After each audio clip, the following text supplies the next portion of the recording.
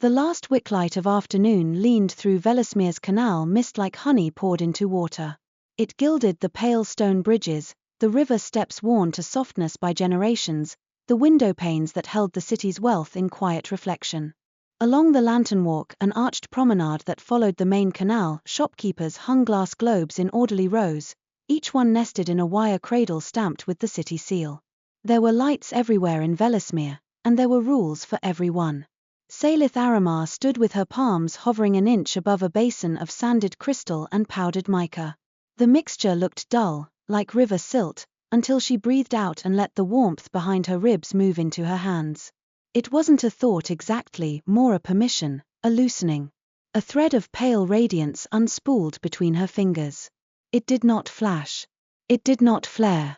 It gathered itself the way a dawn gathers, softly and stubbornly, until the mica beneath her palms began to shimmer as if remembering it had once been part of a star. Across the workshop, Nareth-Kai watched without moving. In the lantern matron's presence, even the air felt arranged. Her hair, the color of winter ash, was braided close to her skull and pinned with a single dusk glass bead that never caught the light the way other glass did. Her hands rested on the back of a chair that she did not sit in. "Steady," Nareth said, as if Saelyth were trying to hold a restless animal. Saelyth's mouth pressed into a line. "I am steady. Your tone isn't." Saelyth swallowed the retort. The radiance between her hands thickened, as if it might become stubborn too. She drew it inward, shaped it, and let it sink into the prepared crystal. The basin answered with a muted glow. Not a lantern yet. Just a core alive in the same way embers were alive when a fire had burned down to coals. Nareth stepped closer at last, her slippers whispering over the stone floor. "Good. Now seal it." Saelyth held her hands over the basin again and pictured a lid, not metal, not glass, but a concept, containment. She had been taught since she could toddle and lift a candle flame with her fingertips that light was a gift only while it obeyed. Light that spilled, light that surged, light that refused its boundaries was a calamity. She had listened to the older lantern maidens talk about glare sickness in low voices, headaches, agitation, brittle wards cracking under too much brightness. In stories, uncontrolled light made men mad and broke the veil that protected them from whatever lay beyond dusk. So she sealed. She pressed her will over the glow and let it fold into itself like a flower closing at night. The basin went dark. The core remained, hidden and safely sleeping. Only then did Saelyth let herself breathe. Nareth nodded once. "You've learned to keep what you have." Saelyth wiped her palms against her skirt. The skin was warm, flushed from the spell. "I'd like to learn to use it without being treated like a wildfire." Nareth's eyes, pale as wet slate, rested on Saelyth's face for a long moment. "You are not treated like a wildfire," she said. "You are treated like a lantern. Useful. Reliable. Necessary. Necessary." The word sat heavier than wildfire ever had. Beyond the workshop's latticed windows, bells began to ring, the first call for the procession of wicks. It was a monthly rite, older than the city's oldest bridge, when the lantern order renewed the ward lights along the canal routes and in the public squares. Most of the city came to watch. Children carried paper lamps shaped like fish and swans. Bakers sold sugar-glazed spirals that sparkled with crushed salt crystals, and the air smelled of citrus peel and hot oil. Saelyth had walked in the procession before. She had been a girl then, her hair still loose down her back, her hands still clumsy with their power. The crowd had cheered when her light rose. She had cheered too, until Nareth's hand had tightened around her wrist and said, very softly, "Not too much." "You're thinking of the Veyl," Nareth said, and Saelyth startled because she hadn't realized she was. The Veyl of dusk was never visible from the city proper, not unless you went beyond the outer orchards and the last set of wardstones. It was said to hang in the hills like a bruise in the air, a dim band where the sky refused to be fully day or fully night. People spoke of it as if it listened. Saelyth folded her arms. "I'm thinking that the rules change every time I understand them." "They don't change," Nareth replied. "They tighten." That felt like the truth, and Saelyth hated how easily it fit. Nareth's gaze drifted to the basin where Saelyth's new core slept. "After the procession," she said, You will begin training on triple-wick anchors. The City Council wants the eastern ward line strengthened. Saelyth bristled. The Council wants a great deal. Meritha's expression didn't change. The Council fears a great deal. And we are their reassurance, Saelyth said, unable to keep the sharpness from her voice. Merith turned, crossing to a shelf where sealed jars of crushed mica sat like captive dawns. She ran a finger along one lid, slow and thoughtful. Saelyth, she said at last, you are bright in ways that are not permitted to be careless. You must not go near the Veyl. Saelyth's heartbeat kicked. I wasn't going to. Meritha's hand paused. Don't lie to me. Not about that. Saelyth looked down at her own hands, at the faint shimmer that always clung to her skin like dust no washing could remove. You speak of it as if it's a mouth, she muttered. The Veyl. Always waiting to swallow the reckless. It is a border, Merith said.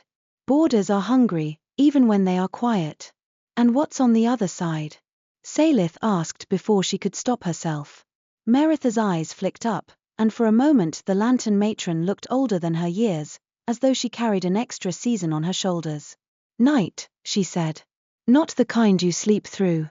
The kind that remembers it was once something else. Saelyth's throat tightened. You know.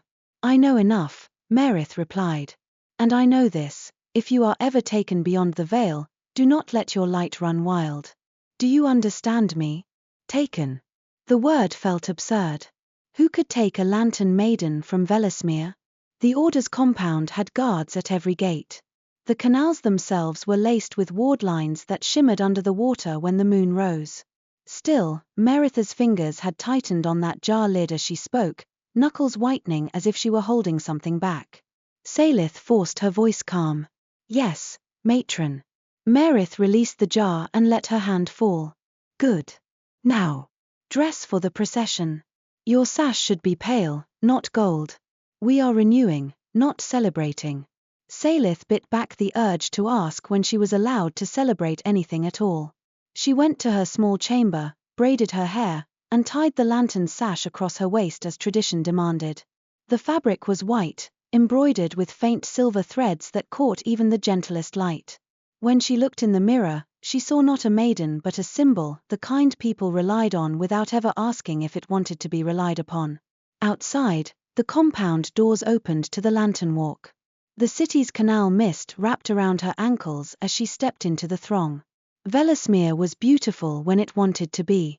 The buildings leaned close as if sharing secrets, their balconies draped with trailing vines. The canal water reflected lantern after lantern after lantern, making a second city that lived upside down beneath the surface. The procession formed near the Grand Arch, where the main bridge divided the canal into two bright arteries. Lantern maidens filed into place in measured order. At the front, Merith stood beside the reliquary cart that held the city's oldest wickcores, glass spheres clouded with age, their light muted but steady. Saelyth took her place among the younger maidens. Around her, the crowd pressed close, kept back only by rope lines and the presence of city guards in polished mail. Children craned their necks. Vendors called out. Somewhere, a musician plucked a stringed instrument that sounded like rain on a window. The bell rang again. The noise quieted, not into silence but into expectation. Merith raised one hand. All around, lanterns dimmed in response, as if the city itself bowed. Saelyth felt the familiar pull inside her, a warmth gathering, ready to be shaped. She lifted her hands, fingers spread. The air between her palms brightened. The light came, and it was always a relief. It was always hers. She coaxed it into a ribbon and sent it toward the canal wards, letting it thread itself into the lattice of old light lines beneath the water. The ward stones embedded in the bridge arches answered, their inscriptions glowing faintly. The city sighed around them, no one said it aloud, but everyone felt safer when the wards gleamed. Saelyth's ribbon of light moved smoothly, cleanly, obedient. She kept it tight, measured, exactly as trained. Then, for a fraction of a breath, the air changed. It wasn't a sound. It was the sensation of someone stepping into your shadow. Saelyth's ribbon of light stuttered. The ward line flickered. Across the canal, on the far edge of the crowd, A patch of dusk gathered where dusk did not belong. Between two vendor carts, the air thickened into a darker seam, like ink dropped into water and held in place by an unseen hand. No one noticed at first. They were watching Nareth. They were watching the lanterns. Saelyth noticed because her light noticed. It leaned toward that seam the way a flame leans toward wind. Nareth's hand dropped slightly. Her gaze snapped, sharp, sudden, toward the far edge of the crowd. "Hold," she hissed, barely moving her lips. Saelyth tried.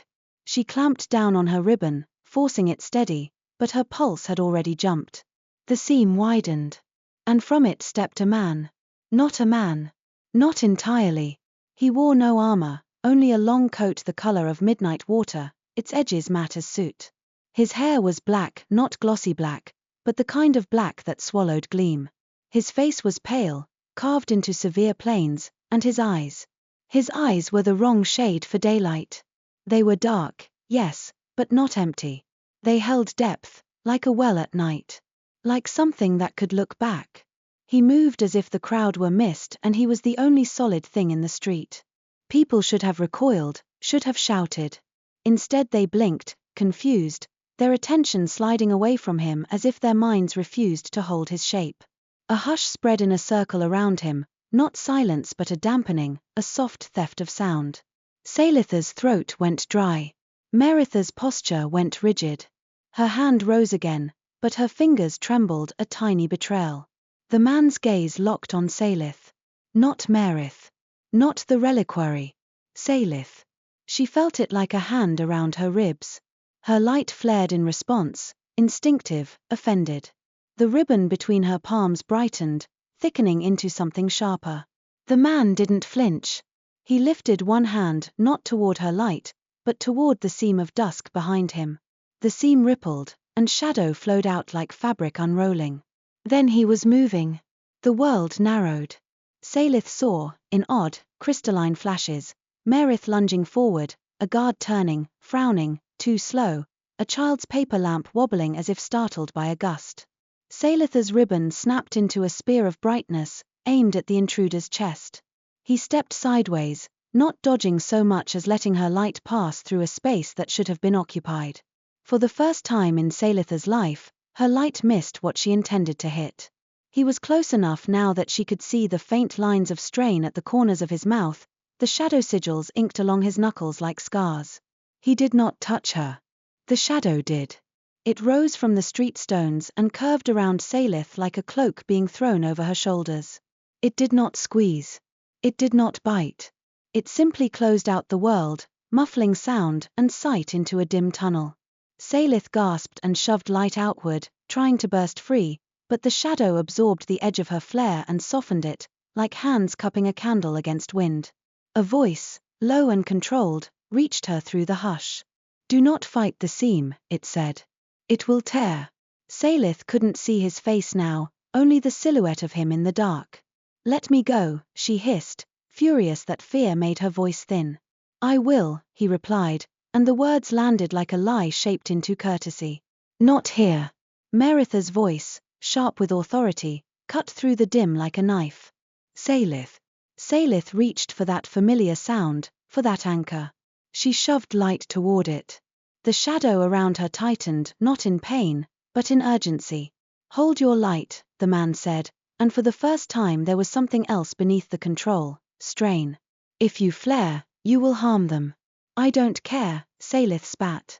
"You will," he said, and then the seam swallowed them. Cold, sudden and wrong, rushed over Saelyth's skin. Not the cold of winter air, but the cold of stepping into deep water fully clothed. Her stomach lurched. Her light, squeezed into her chest, flickered like it might drown. For an instant she was nowhere, no stone beneath her feet, no sky above her. Only darkness layered with movement, like curtains in a windless room. Then she stumbled. Her boot struck solid ground. The shadow cloak peeled away and dissolved into the air. Saelyth dropped to one knee, bracing a hand on damp stone. She gagged once, hard, her breath ripping. The air tasted like iron and rain left too long in a bucket. When she looked up, there was no canal, no pale stone, no crowds. There was a courtyard of dark basalt slick with moisture. A fortress rose around it, built of stone that seemed to drink the dimness rather than reflect it. The sky overhead was not black but deep slate, smeared with a constant dusk as if time had forgotten how to move forward. Farther beyond the fortress walls, she saw silhouettes of twisted trees and low hills that looked bruised. The man stood a few paces away, his posture straight, his hands relaxed at his sides as if he had not just pulled her out of her world. Behind him, the seam of dusk stitched itself closed, leaving only ordinary shadow clinging to the stones. Saelyth pushed herself upright, shaking. "Where, Nareth-Kai," he said. The name meant nothing and everything. It was the word children used to frighten each other into behaving, the place adults spoke of when they wanted a story to end quickly. Saelyth's throat constricted. She forced herself to stand tall, even though her knees still wanted to fold.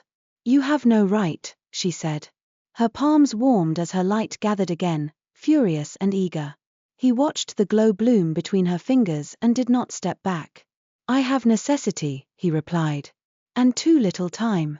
His voice was calm, but the air around him felt strained, as if it were holding its breath. Saelyth's light brightened, and she felt it cost her more than it should, as if the very act of summoning warmth in this place drew from deeper inside her. A faint dizziness tilted the world.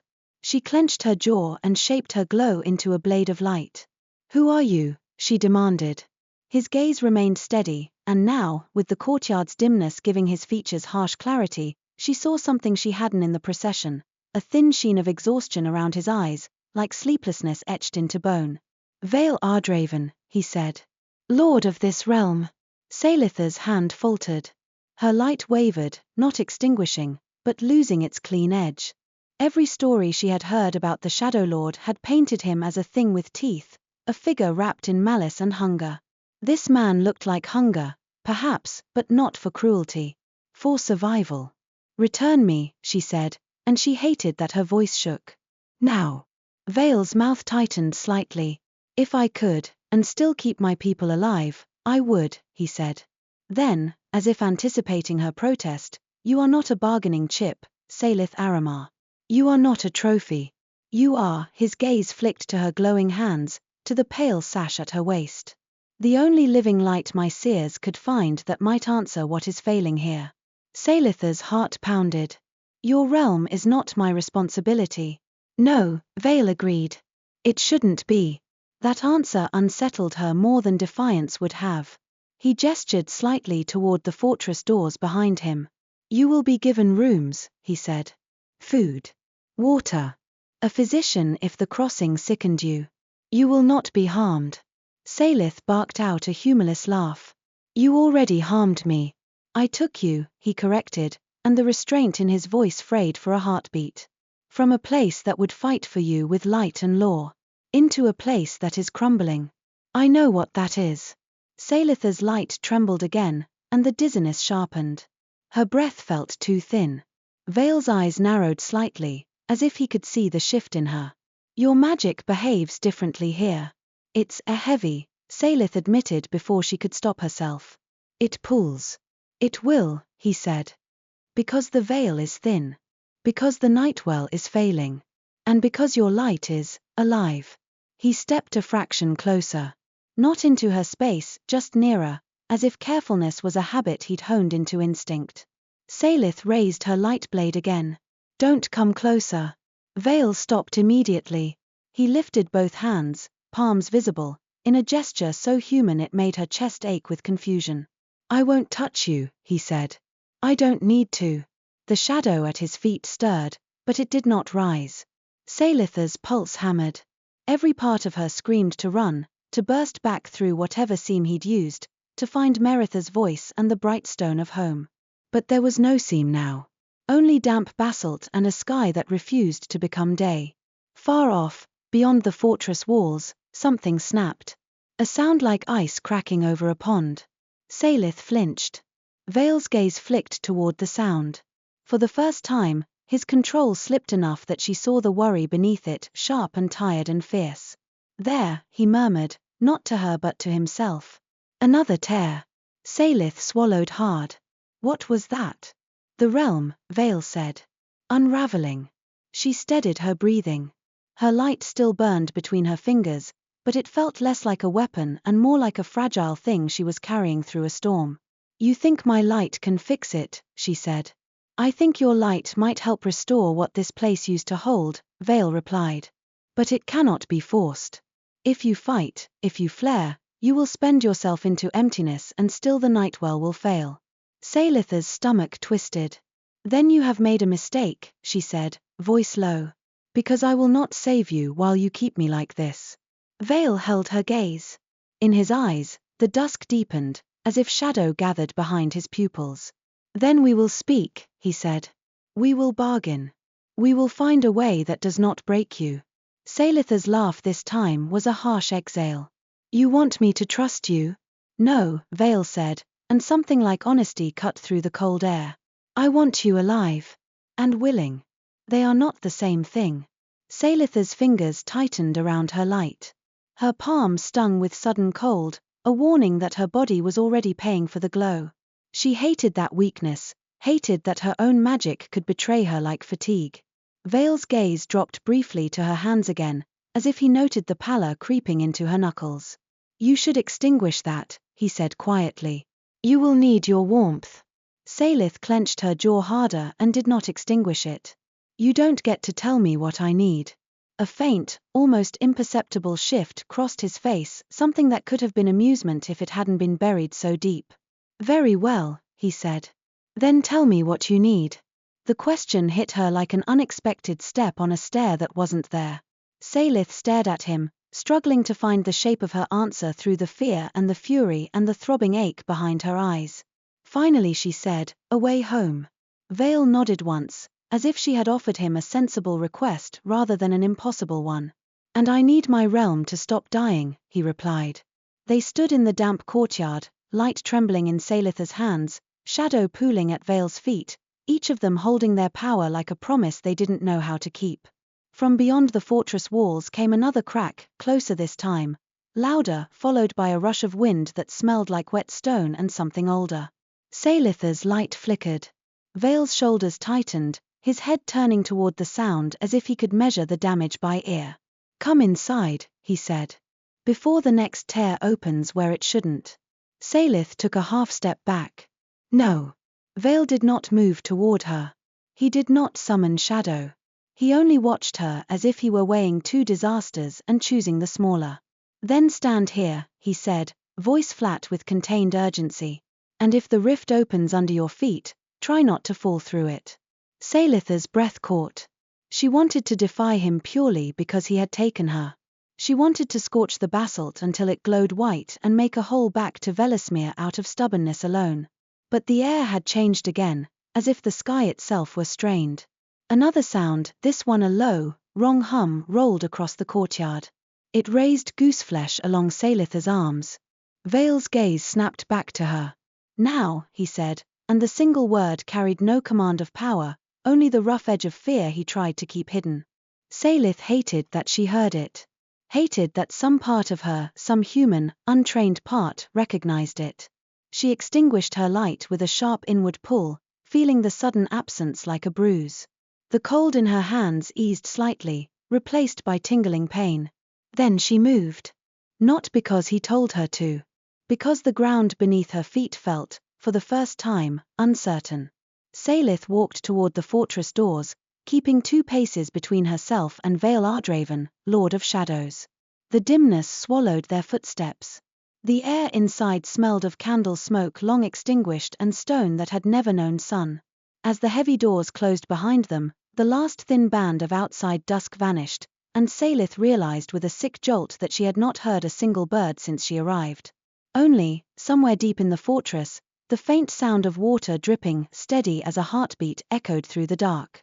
Veyl looked down the corridor ahead, his jaw set as if bracing against a tide. "You will meet with me after you rest," he said. "We will speak of terms." Saelyth forced her voice steady. "I will not be your lantern."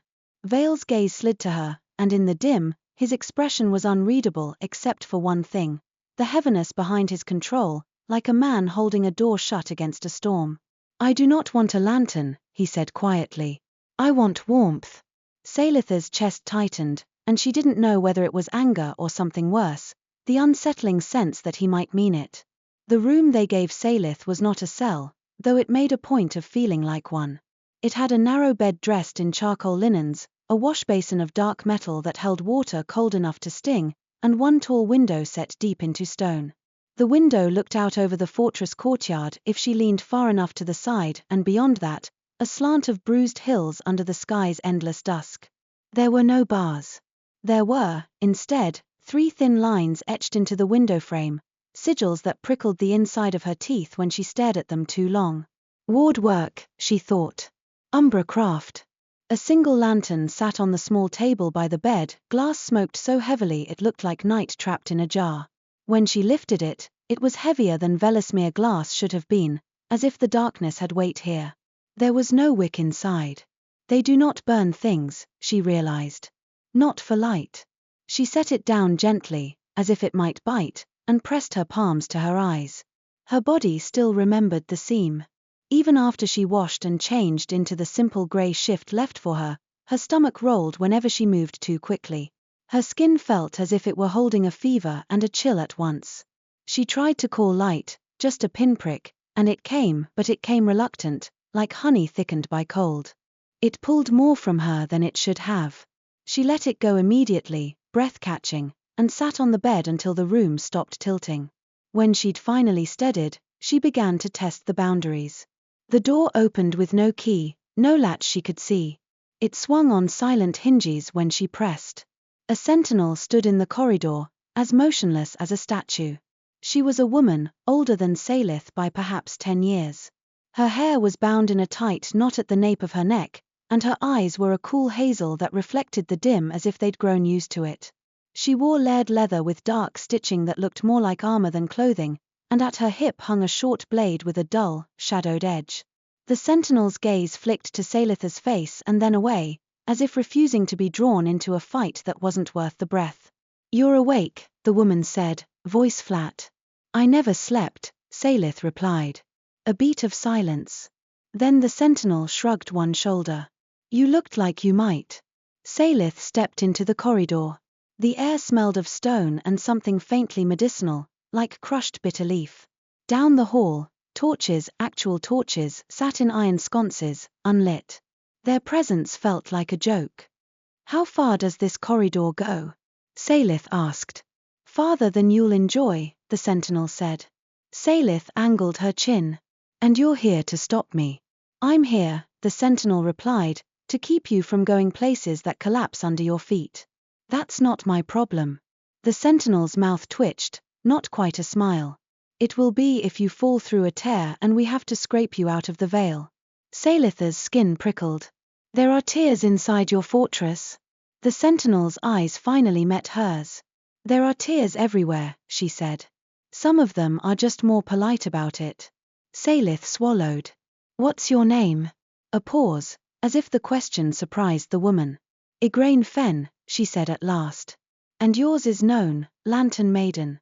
Saelyth hated the title more in that moment than she had in Vellasmere. Here it felt like a label pinned to her chest so the realm could aim at it. "I want to see Lord Ardraven," she said. Igraine's gaze slid toward the end of the corridor, where the shadows seemed thicker. "He'll see you when he's done keeping the walls from tearing open," she said. "Or when he's done arguing with the court.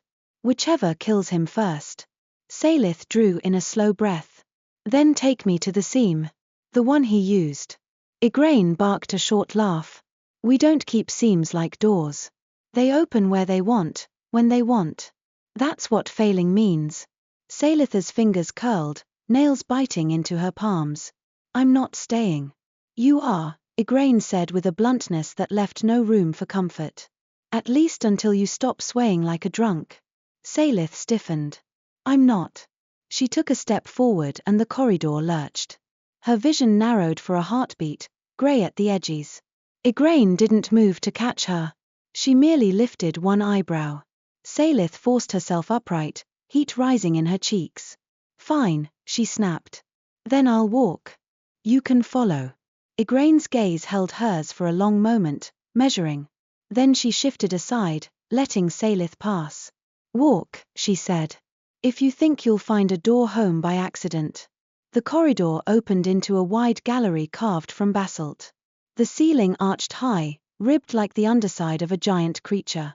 Along the walls hung woven tapestries in dark thread images that took Saelyth's eyes a moment to understand because they weren't meant for bright light.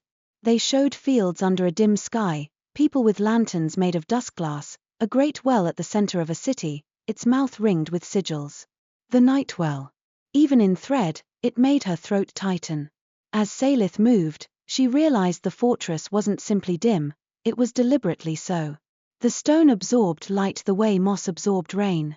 The hallways turned in ways that would confuse anyone relying on sun angle and shadow. The very air felt tuned to quiet.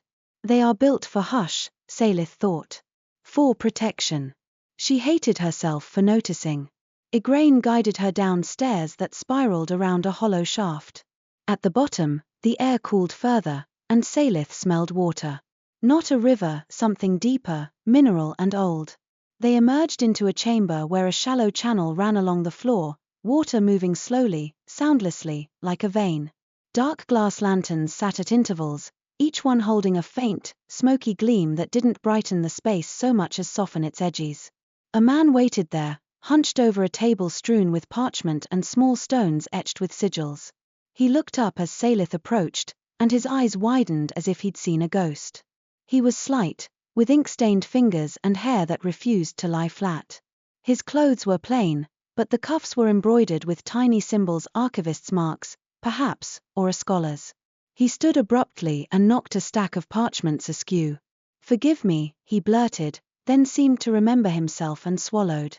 "Lantern Maiden." Saelyth stared. "Who are you?" Igraine's voice came dry from behind her. "Harrow Quill," she said. "He keeps the records and loses his spine when anyone breathes in his direction." Harrow flushed. I'm Saelyth," she said, because she needed something in this place to be hers. "Not Lantern Maiden." "Saelyth." Harrow's gaze flicked to her hands as if expecting them to glow. "Saelyth," he repeated carefully, like tasting a new word. "Yes. I've heard." "Heard what?" she demanded. "That you," he stopped, eyes darting toward Igraine, then back. "That you're here."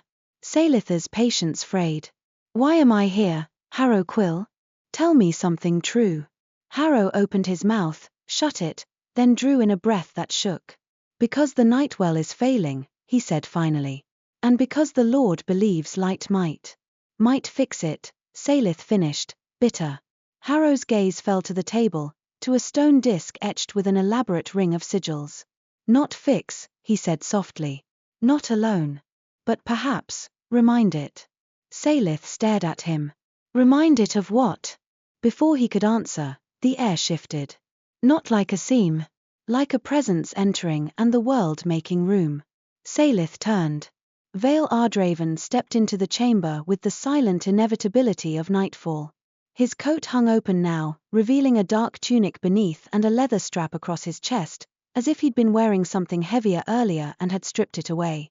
There was dampness at the edge of his sleeves, like he'd been in the rain, though there was no rain here. His eyes found Saelyth at once. "You should be resting," he said. "I will rest when I'm home," she replied. Veyl's gaze held hers. "Home is not a door you can yank open," he said, then flicked his eyes toward Igraine. "Did she eat?" Igraine's shrug was almost a salute. She glared at the tray until it wilted. Saelyth's cheeks warmed again. "I'm not hungry." "You are," Veyl said, and the certainty in his tone annoyed her because her stomach, traitorous, clenched in agreement. He moved to the table, not toward her, and laid a hand near the stone discs without touching them, as if even his fingers had learned caution. "We need to speak," he said. "Of terms." "Terms?" Saelyth echoed, sharp. "As if this is a trade, not an abduction." Veyl's jaw tightened. For a heartbeat, shadow seemed to deepen at his feet, as if responding to his frustration. Then it eased, sinking back into a pool. "Yes," he said, voice controlled. "Terms.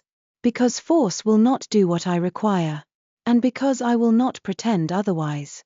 Saelyth's light stirred inside her ribcage, offended by his calm.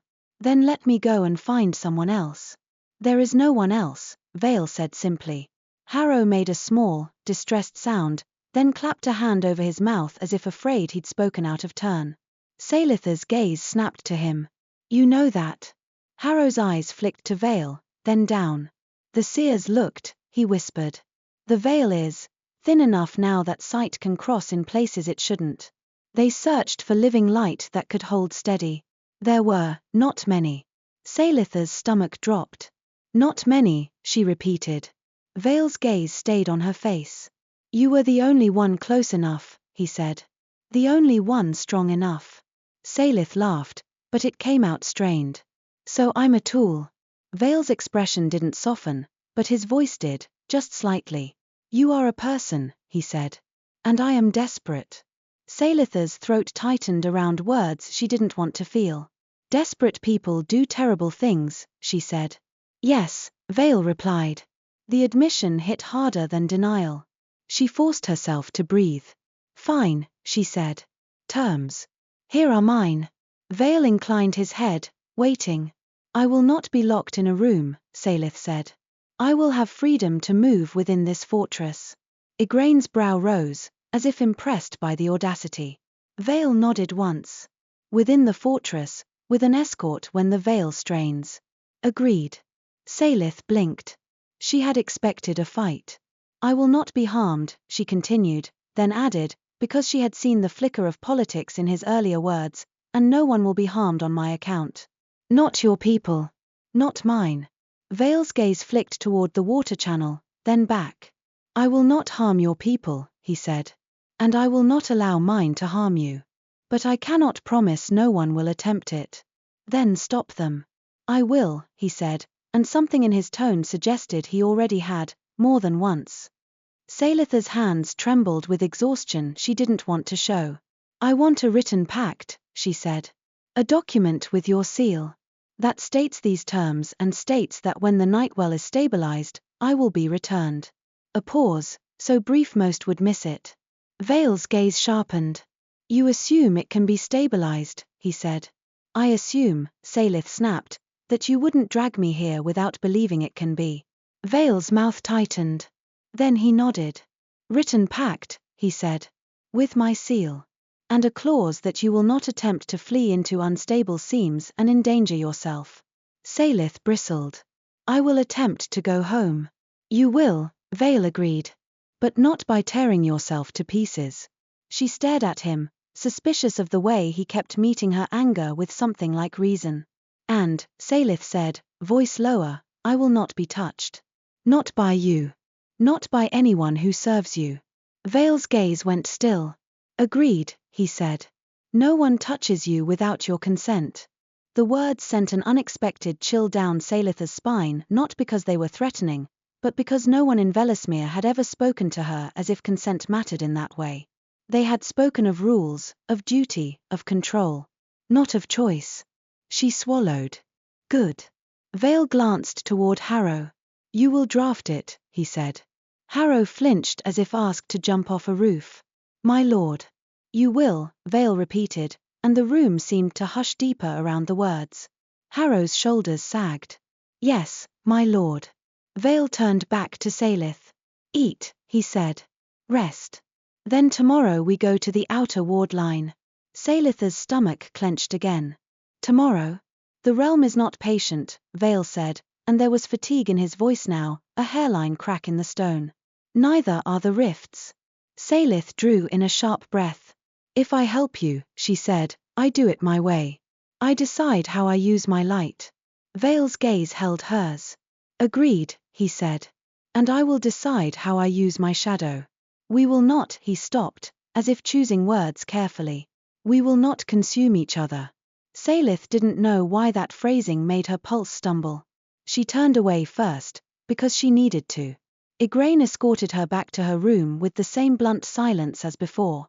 When Saelyth passed the tapestries again, she found herself looking for the thread images of the Nightwell and wondering what it meant to remind something.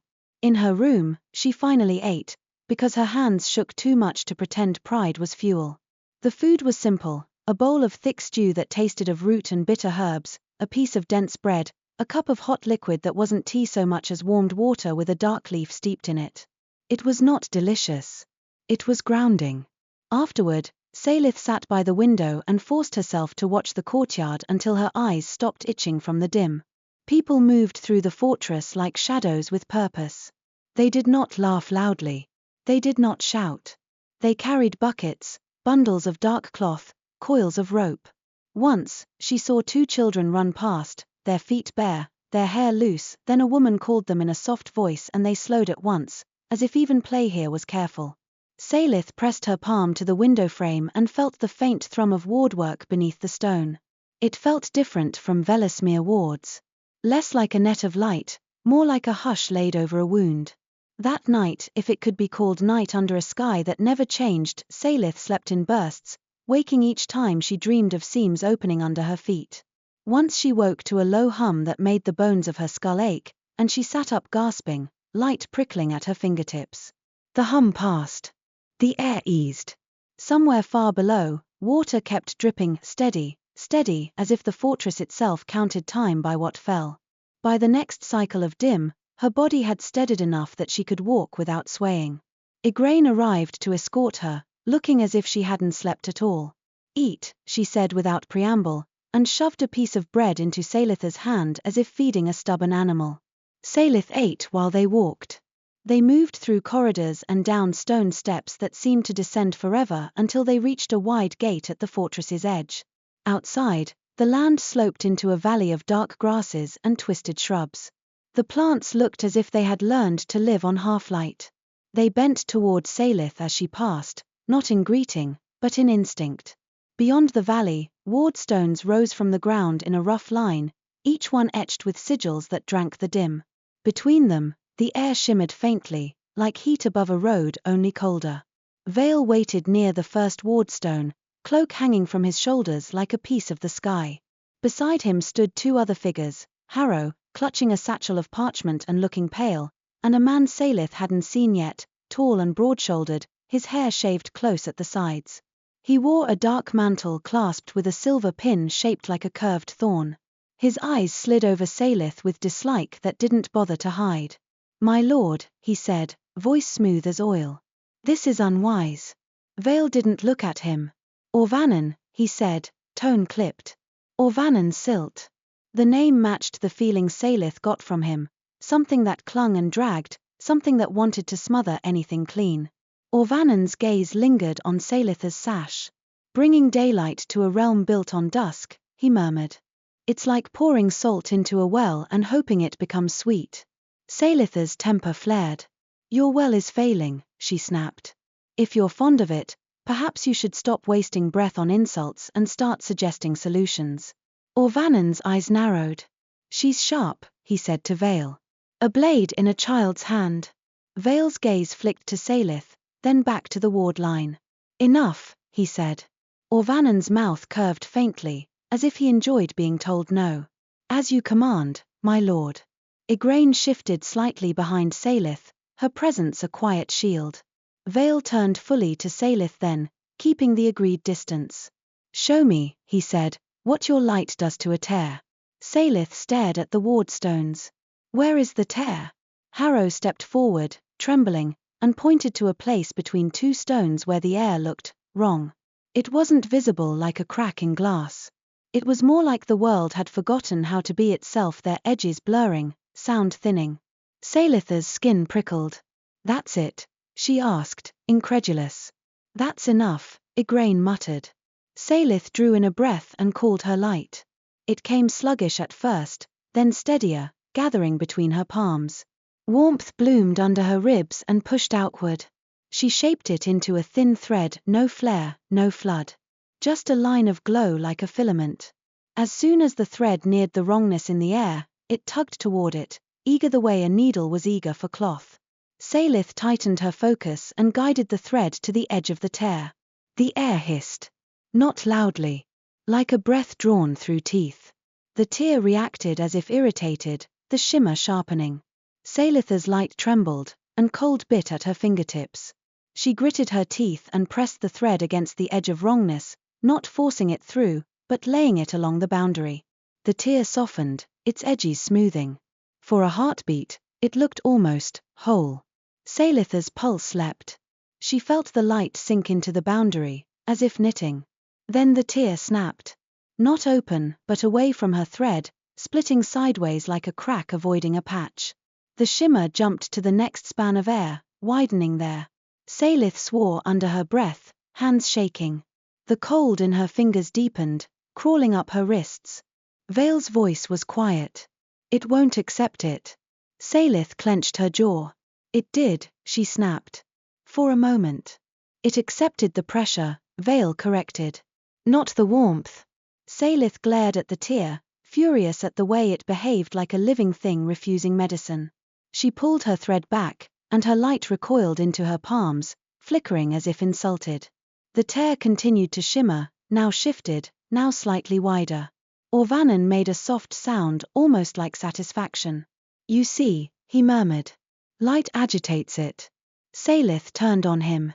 Or perhaps your tear doesn't know how to hold anything anymore. Orvanen's gaze sharpened. Watch your mouth, girl. Saelyth's light flared in response, instinctive. The glow brightened too fast, too hot, and her vision swam. Veyl's shadow moved. It rose like a curtain between Saelyth's hands and the air, not touching her, not binding her, simply interposing itself. The flare dulled, softened, as if cupped. Saelyth gasped, anger jolting through her. Don't. I didn't touch you, Veyl said sharply, and there was an edge in his voice now. Not command. Fear. He stepped back another pace, as if to prove it. His eyes locked on hers. You're spending yourself, he said. Slow. Saelyth swallowed. Her hands ached with cold. She forced her light down, tamping it into a steady ember. When she looked again at Veyl, she saw something she hadn't expected, a faint dullness around his eyes, as if the brief shadow shaping had cost him too. Not physically, something else. As if emotion slipped a fraction farther away each time he called the hush. Saelyth's breath caught. Igraine muttered, the Lord's right. If you flare, the rift will dance. Saelyth forced her voice steady. Then what do you want me to do? She demanded, partly at the realm, partly at Veyl. Veyl's gaze went to the tear, then to the wardstones. We need a basin, he said. Something that can receive what you offer. Not just resist it. Harrow's eyes widened. A receptacle, he whispered. Like the old. Orvanen snapped, old tales. Old mistakes. Veyl ignored him. Harrow, he said, bring the dusk-glass bowl. Harrow fumbled in his satchel and produced a shallow bowl made of the same smoked glass as the lantern in Saelyth's room. It was etched with a ring of sigils so fine Saelyth could barely see them until her light brushed the edge and the markings drank the glow like thirsty ink. Veyl crouched, not at Saelyth, but near the tear and set the bowl on the ground between the wardstones. Then he breathed. Saelyth felt it, the shift in air, the way the dim seemed to gather and listen. Shadow flowed not toward her, but into the bowl, filling it like water fills a cup. It didn't look like a void. It looked like soft velvet poured into glass. The tear's shimmer faltered, drawn toward the basin as if curious. Veyl lifted his gaze to Saelyth. Now, he said. Not at the tear. Into the bowl. Saelyth's hands trembled. She could feel the cold already climbing her forearms, warning her how much warmth she'd spent. But she could also feel the difference. The bowl was waiting.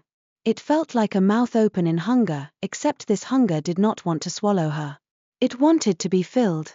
Saelyth drew in a slow breath and shaped her light into a thread again, finer, steadier. She guided it toward the bowl. As soon as the thread touched the shadow pooled inside, it didn't hiss. It warmed. The glow sank into the shadow like sunlight sinking into dark water, not vanishing, but diffusing, turning the bowl's contents into something neither bright nor black. For a heartbeat, the bowl held twilight. Saelyth's pulse stuttered. Warmth bloomed, not from her, but from the bowl itself, gentle, surprising. The tear shuddered. Its shimmer softened, drawn toward the bowl's warmth. Saelyth kept feeding the thread in, careful, measured, resisting the urge to pour everything at once. The bowl's twilight deepened. The air around it steadied. The tear's edges began to smooth, not fleeing her light this time, but a lining like cloth pulled into a seam. Saelyth's fingers went numb with cold. Her breath grew thin. She forced herself to keep the thread steady. Beside the bowl, Veyl's expression went strange, his eyes sharpening, then softening, as if the twilight warmed something inside him he hadn't realized had been numb. The tear sealed with a sound like a sigh. Saelyth's thread snapped off as she released it, and she staggered, catching herself before she fell. For a heartbeat, there was no shimmer between the wardstones. Only ordinary air. Harrow let out a choked laugh that sounded like relief. Igraine's mouth parted, astonished despite herself. Orvanon's face went tight, his gaze fixed on the bowl as if it offended him. Veyl exhaled slowly.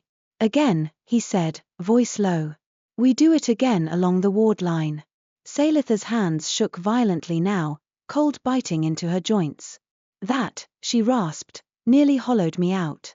Veyl's gaze snapped to her hands, then to her face. He didn't step closer.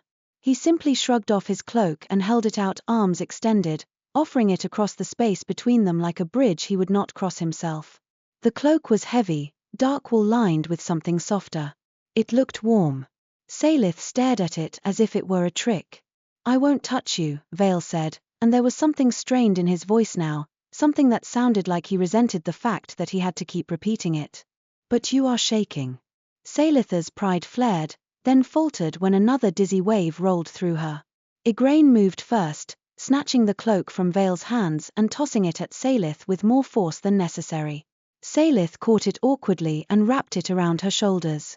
Warmth seeped into her skin. Not magical warmth, simple, honest heat held in fabric. Her throat tightened unexpectedly. Veyl's gaze lingered on her for a beat too long, then shifted away as if he'd looked at something private by mistake. Orvanon's voice cut through the moment like grit. A parlor trick, he said. A patch. The Nightwell is failing. We do not have days to play with bowls. Veyl's eyes went flat. Leave us, he said. Orvanon's brows rose. My lord. Now. The air around Veyl deepened, the hush sharpening. Orvanon's mouth tightened, but he inclined his head with slow, deliberate obedience. As you command, he said, and walked away along the ward line with the grace of someone who planned to return sharper. When he was gone, Saelyth realized she'd been holding her breath. Harrow cleared his throat, eyes bright with excitement and fear. My lord, he whispered, that was. Quiet, Igraine muttered, but her voice had lost some of its usual scorn.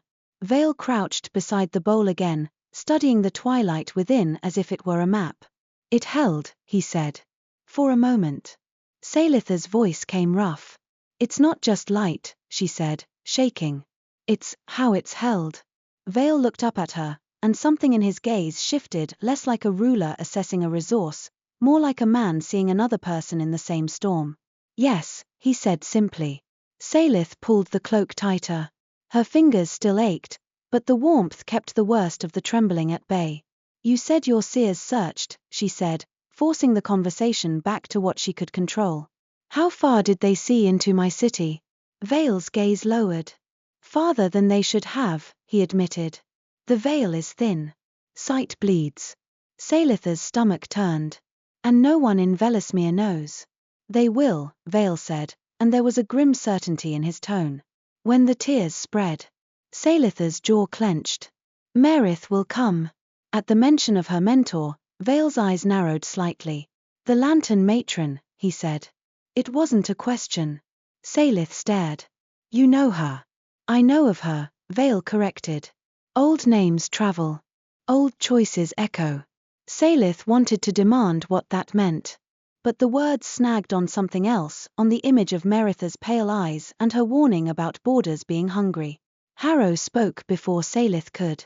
The old records, he blurted, then immediately winced as if expecting rebuke. If we're doing this, if twilight is, if it exists, then the Nightwell may not be, he swallowed, eyes darting between Saelyth and Veyl. May not have always been only shadow. Saelyth's pulse quickened despite her exhaustion. Show me, she said. Igraine frowned. We don't drag scholars into the open every time curiosity bites. Veyl's gaze remained on the bowl, thoughtful. We go back, he decided. Harrow, Bring what you have. Igraine. I'll keep her from falling into holes, Igraine said, dry, as if volunteering for misery. Saelyth bristled, then let it go. She did not have the strength for pride battles. They returned to the fortress with the bowl wrapped in cloth like a holy relic. As they moved through corridors, Saelyth felt the fortress respond subtly to Veyl's presence, shadows easing aside, hush shifting, ward lines humming softer. He was not simply a man walking through his home. He was threaded into it. That thought made her stomach knot. In a chamber that smelled of dust and bitter leaf, Harrow spread parchments across a table and lit a single dust-glass lantern that cast a faint, soft glow. These are fragments, Harrow said, hands shaking as he unrolled a brittle scroll. The court doesn't like me keeping them. Orvanen says they're corrosive. Corrosive to what? Saelyth asked. Harrow's eyes flicked toward the door, then back. To certainty, he whispered. He pointed to a faded illustration, a well ringed with sigils, but the sigils were different than the ones Saelyth had seen on the wardstones. They were not entirely shadowed. They had curves that reminded her of light script, rounded, flowing. This, Harrow said, voice almost reverent, is the Nightwell as it was described in the oldest records. Not shadow. Not light. Gloam. Saelyth's breath caught. Twilight, she murmured. Veyl's gaze fixed on the illustration. For a long moment, he said nothing. Then, very quietly, my father told me the Nightwell was born of shadow alone, he said. That light is poison to it. Harrow swallowed. Your father may have been told what suited the court, he said, then hurried on before courage failed him. There are mentions of an old rite. A paired binding. A covenant. It says, he hesitated. It says the well must be fed by a light freely offered and a shadow freely shaped to receive. Not devour. Receive. Saelyth's skin prickled. Veyl's jaw tightened. Freely, he repeated, and there was a bitterness there that made Saelyth's chest tighten. Harrow nodded quickly. Yes. It implies consent. The word landed heavy in the dim room. Saelyth's gaze slid to Veyl. He didn't look at her. He looked at the parchment, eyes dark and distant. You can't force this, Saelyth said softly, and surprised herself with the softness. Veyl's voice came low. No, he said. I cannot. Silence stretched. In that silence, Saelyth became aware of the small things, the steady drip of water somewhere deep beneath the stone, the way her fingers still tingled with cold, the way Veyl's shoulders seemed held too tight, as if he carried weight even when sitting still.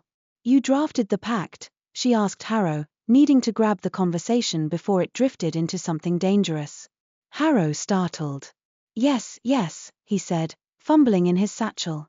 He produced a folded sheet of thick paper and set it on the table, along with a small dish of ink so black it looked like a hole. Saelyth scanned the document, lips moving as she read. The terms were there, her freedom within the fortress under escort in strained areas, no harm, no touch without consent, a promise of return when the Nightwell stabilized, and a clause about not risking herself in unstable seams. It was unnervingly fair. She lifted her gaze to Veyl. Seal it, she said. Veyl picked up a small signet from his pocket, dark metal, carved with a symbol that looked like a closed eye. He pressed it into the ink, then into the paper. The seal sank in with a soft, final thump. Saelyth's chest tightened again, not with relief exactly, but with the strange feeling of standing on a bridge that might hold. She took the paper and folded it carefully, tucking it into the sash at her waist. You can still lie, she said to Veyl, because she needed to remind herself. Veyl's gaze lifted at last. Yes, he said. So can you. Saelyth's mouth tightened. I don't. Veyl's eyes held hers. Not yet, he said, and there was no accusation in it, only the grim acceptance of two people in a problem too large for purity. Saelyth turned away, throat tight. Igraine, who had been leaning against the wall with her arms crossed, pushed off and said, if we're done with ink and fragile scrolls, there's a rift in the lower east corridor that keeps opening and closing like it's chewing. Harrow blanched. That corridor is near the infirmary. Igraine nodded. Exactly why I'd prefer it not chew. Saelyth's stomach sank. How many? She asked, voice quiet. Igraine shrugged. More every day. Saelyth looked down at her hands. The tremor had eased, but she could feel the fatigue under her skin like a bruise. Veyl stood. We'll go, he said. Saelyth's head snapped up. Now. Veyl's gaze was steady. Now, he repeated. Before it takes someone. Saelyth's throat tightened. She wanted to say no. She wanted to demand rest and safety and time. But she remembered the seam swallowing her, and the sound of the tear cracking out on the ward line like ice. She wrapped Veyl's cloak tighter and nodded once. They moved quickly through the fortress. Harrow stayed behind, clutching his parchments as if they were a shield. Igraine led them down to the lower east corridor, her boots silent on the stone. The air grew colder as they descended. Saelyth's light stirred, uneasy, like a heartbeat that sensed danger. When they reached the corridor, Saelyth saw the tear before anyone pointed it out, not because it was visible, but because the world felt thinner there, like cloth worn too much. The shimmer snapped open in the air by the wall, a jagged slice that showed nothing but deeper dark. A nurse, Saelyth assumed she was a nurse by the bundle of linens in her arms, froze mid-step, eyes wide. Igraine swore and lunged, grabbing the woman's elbow and yanking her back as the tear widened. The linens fell, fluttering like pale moths. The tear pulsed, hungry. Saelyth's light surged in response, panic flaring. Slow, Veyl said sharply, and Saelyth hated that his voice steadied her. He moved again, not toward her, but toward the tear and shaped shadow into a basin in the air itself, a shallow curve of hush that caught the tear's pull and held it in place, containing its bite. The effort visibly cost him. His eyes went distant, his face briefly blank, as if emotion slid away like oil from water. Saelyth's chest tightened. She stepped forward, pulling her light into a thin thread as before, and aimed it not at the tear but into Veyl's shaped basin. The moment the light touched the shadow curve, twilight bloomed, small, contained, warm. The tear shuddered. Saelyth fed the thread in carefully, feeling cold bite up her forearms. The corridor's air steadied. The tear's edge softened. Then it snapped shut with a quiet pop, like a bubble breaking. Saelyth staggered back, breath ragged. The nurse stared at them, trembling. "The Lord," she whispered, voice shaking. "The lantern." "I'm Saelyth," Saelyth said automatically, then cursed herself for caring. Igraine shoved the nurse gently away. "Move," she said. "Before it finds you again." The nurse fled, leaving the dropped linens scattered like snow. Saelyth leaned against the stone, shaking with cold. Veyl stood still, staring at the sealed air as if waiting for it to reopen. His face was pale in the dim. When he finally blinked, it was slow, like returning from deep water. "You're hollowing yourself," Saelyth said, voice low. Veyl's gaze flicked to her, sharp for a heartbeat, then dulled again. "I'm functioning," he said flatly. "That's not the same," Saelyth snapped, then immediately regretted it because his expression tightened as if she'd struck a bruise. Igraine cleared her throat. "If you're both done making your insides worse," she said, "we should move. Rifts don't like being ignored." Saelyth pushed off the wall, ignoring the way her hands trembled. They made it back to the central chambers as the fortress's drip sound grew louder in her awareness, as if the whole place strained under pressure. In the next dim cycle, Saelyth began to learn the fortress's rhythms. She ate because she had to. She rested when her body forced it. She walked the halls with Igraine at her side and Veyl at a careful distance when they worked near strained places.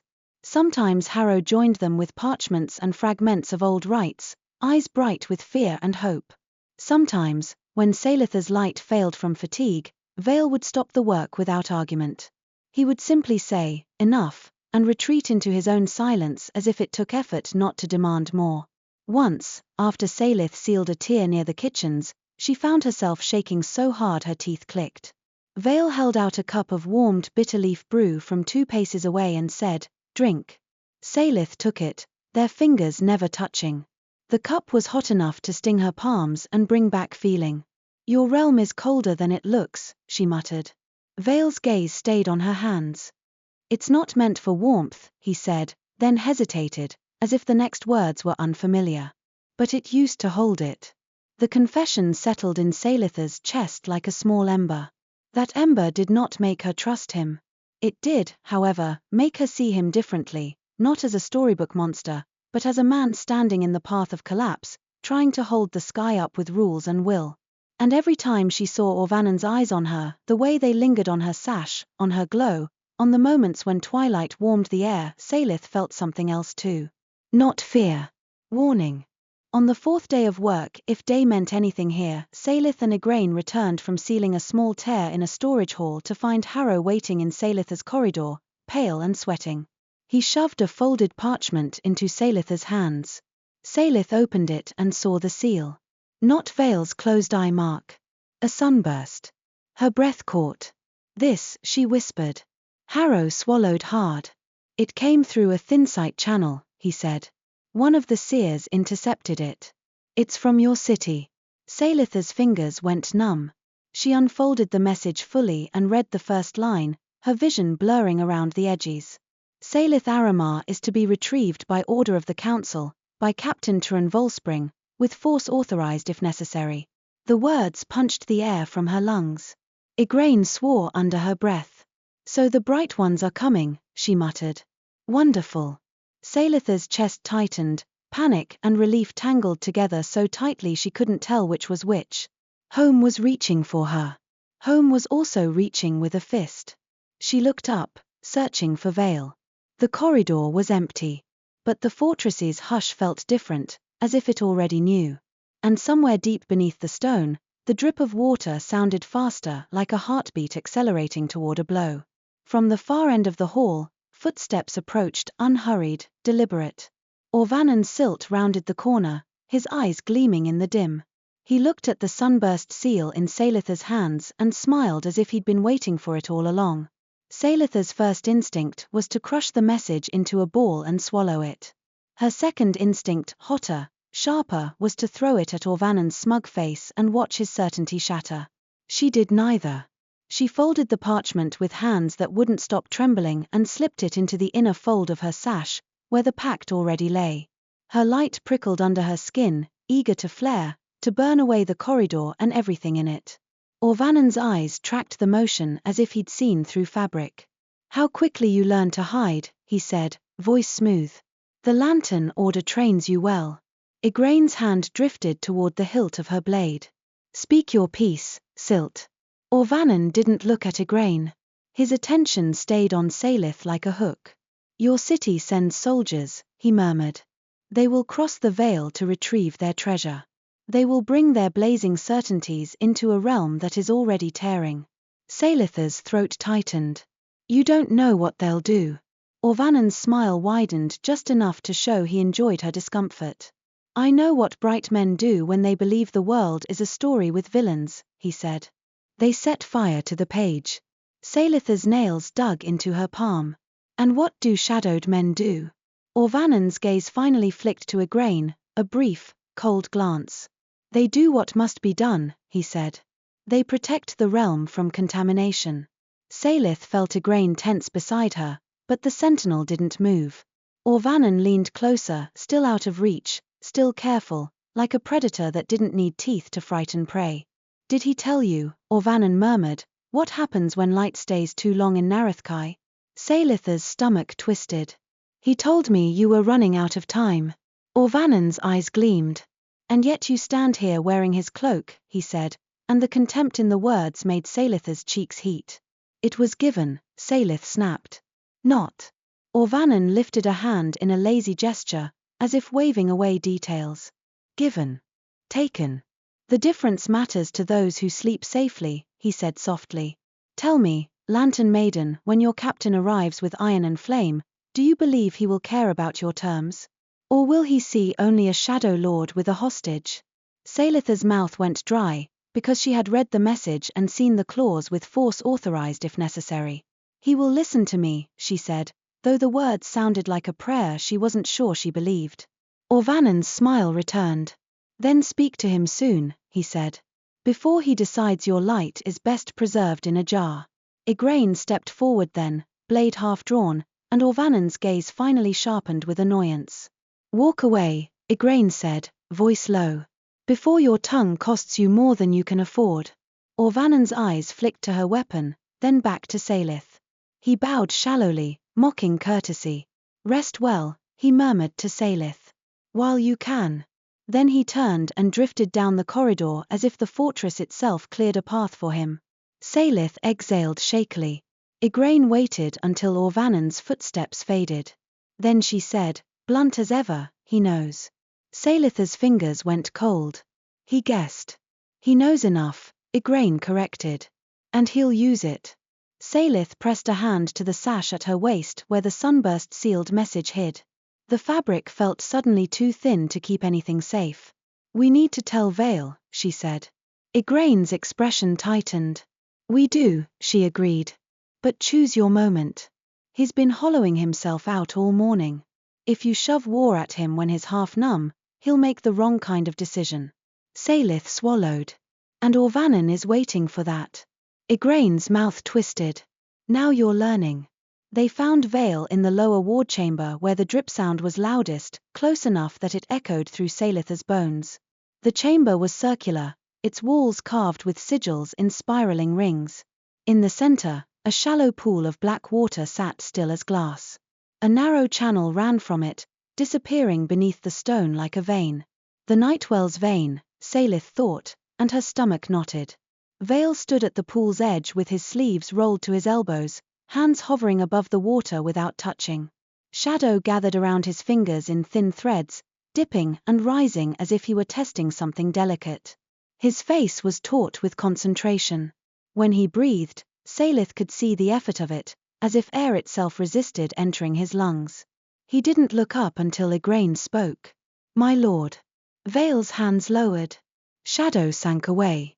He turned, and Saelyth saw the dullness in his eyes, the too flat distance that meant he'd used his power too long without rest. "What is it?" he asked. Saelyth stepped forward. "We intercepted a message," she said. "From Vellasmere." The name seemed to sharpen the air. Veyl's gaze fixed on her face, and something in him pulled closer to the surface. "Show me," he said. Saelyth hesitated, then reached into her sash and withdrew the folded parchment.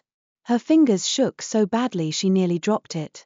Igraine caught it with a quick motion and handed it to Veyl instead, sparing Saelyth the humiliation. Veyl read in silence. Saelyth watched his face as the words sank in. She expected anger. She expected triumph. She expected the cold satisfaction of a man proven right.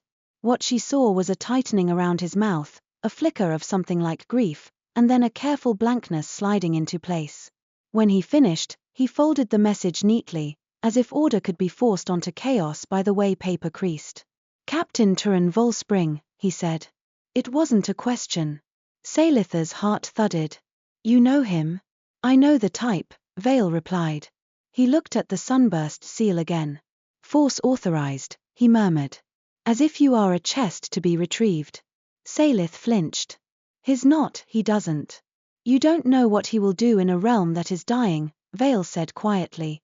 "You know what you hope he will do." Saelyth's throat tightened. She hated that he was right. She hated more that Orvanon had been right too. Igraine's voice cut in. "Orvanon already saw the seal," she said. "He's been baiting her." Veyl's eyes narrowed. "He went to you," he said to Saelyth, and there was a harshness there not directed at her, but at the thought of Orvanon near her. "He cornered us," Saelyth snapped, relief and fear tangling in her tone. "And he smiled like this was what he wanted." Veyl's jaw tightened. Shadow stirred at his feet. "It is," he said. "War would give him permission to do what is wanted for years." Saelyth's pulse stuttered. "Years?" Veyl's gaze drifted to the black pool. "He believes purity of shadow is salvation," Veyl said. "He believes anything else is weakness." His eyes slid back to her. "And he believes I am weak." Saelyth's breath caught on an uninvited thought. He isn't weak. He's tired. "What will you do?" she asked, voice low. Veyl's eyes went distant again, that hollowing threatening to swallow the spark she'd just seen. "I will reinforce the Veyl," he said. "I will prevent them from crossing." Saelyth's stomach dropped. "You can't," she said. "You can't keep them out forever. They'll keep coming. They will burn my realm trying," Veyl said flatly. Saelyth took a step forward before she could think better of it.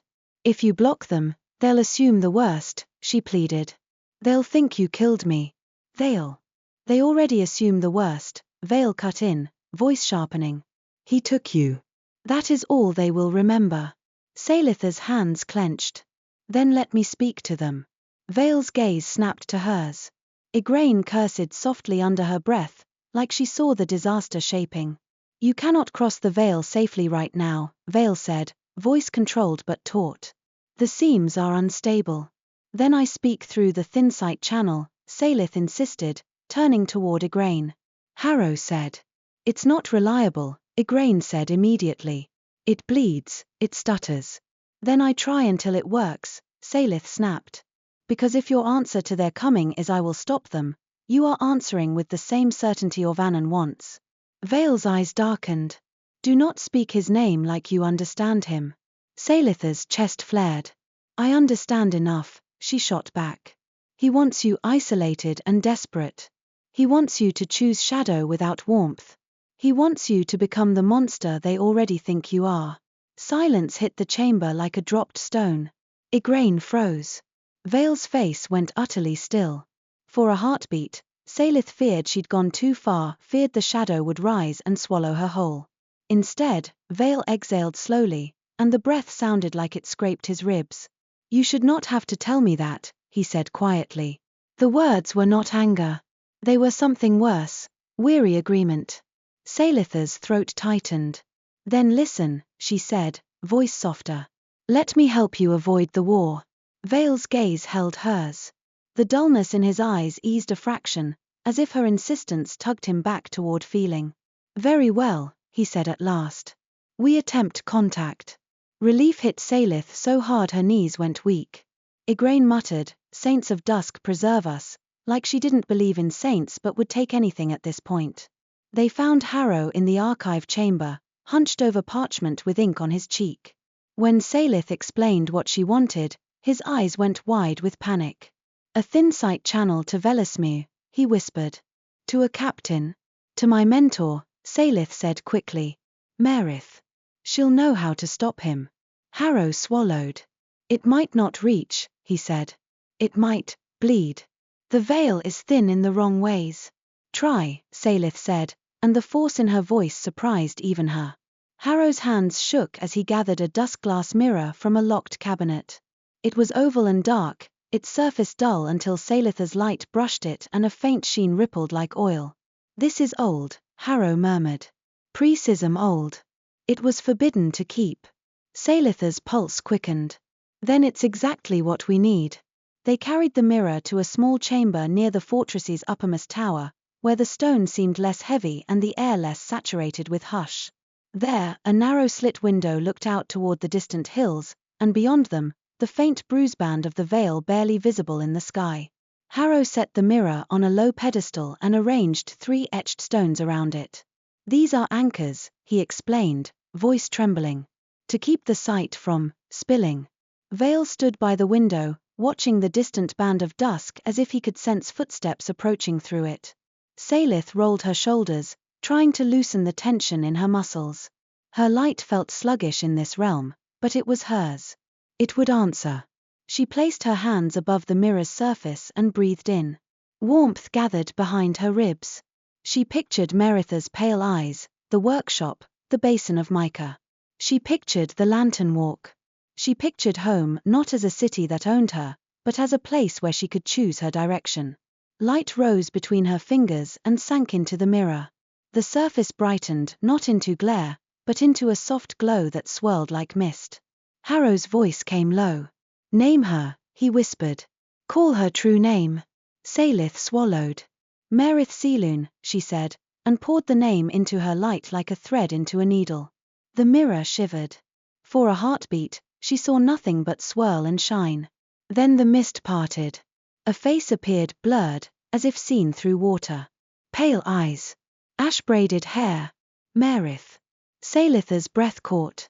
Matron, she whispered, and her voice shook. Meritha's mouth moved, but the sound came warped. Saely, the image flickered, stretched, then snapped back. Meritha's eyes sharpened as if she fought to hold the channel. Where are you? Nareth-Kai, Saelyth said quickly. He took me, yes, but listen. A sharp crack of sound split the mirror, like ice snapping. The image trembled. Meritha's voice came through again, clearer. Do not flare, she said, harsh and urgent. Keep it tight. Saelyth swallowed. Captain Turin Volspring is coming, she blurted. Force authorized. You must stop him. If he crosses, it will ignite war. Meritha's eyes narrowed, and for a second Saelyth saw something like fear behind the matron's composure. The council, Merith hissed, then the sound warped. Fools. Stop him, Saelyth begged. Please. Tell him I'm alive. Tell him not to burn the page. Meritha's gaze flicked past Saelyth in the mirror, as if she sensed the presence beyond her light. Is he there? She asked, voice low. Saelyth's heart pounded. She glanced toward Veyl. Veyl stood rigid by the window, face unreadable, as if he refused to give the mirror a single breath of attention. Yes, Saelyth whispered. Meritha's expression tightened. You were warned, she said, not cruelly, but with a heavy sadness that made Saelyth's chest ache. I know, Saelyth said, voice breaking. But it's worse than the stories. His realm it's unraveling. The Nightwell is failing. Meritha's eyes widened slightly at the name. The well, she murmured, and something old moved behind her gaze. Then the schism is biting back. Saelyth's light trembled, fatigue nibbling at the edges of her focus. Matron. Meritha's voice sharpened. Listen to me, she said. Hold your boundaries. Do not give your light without terms. Do not let him take warmth until you forget what you are. Saelyth swallowed hard. He agreed, she whispered. In writing. No touch without consent. Terms. Return when stabilized. Meritha's eyes tightened, as if that both reassured and worried her. Good, she said. Better than I expected. The mirror flickered violently. Harrow gasped, hands lifting as if to steady the anchors, though he didn't touch them. Meritha's image blurred. Her voice came in broken fragments. Turin cannot counsel, I will try. Matron. Saelyth cried, panic flaring. Meritha's face snapped into clarity for one last heartbeat.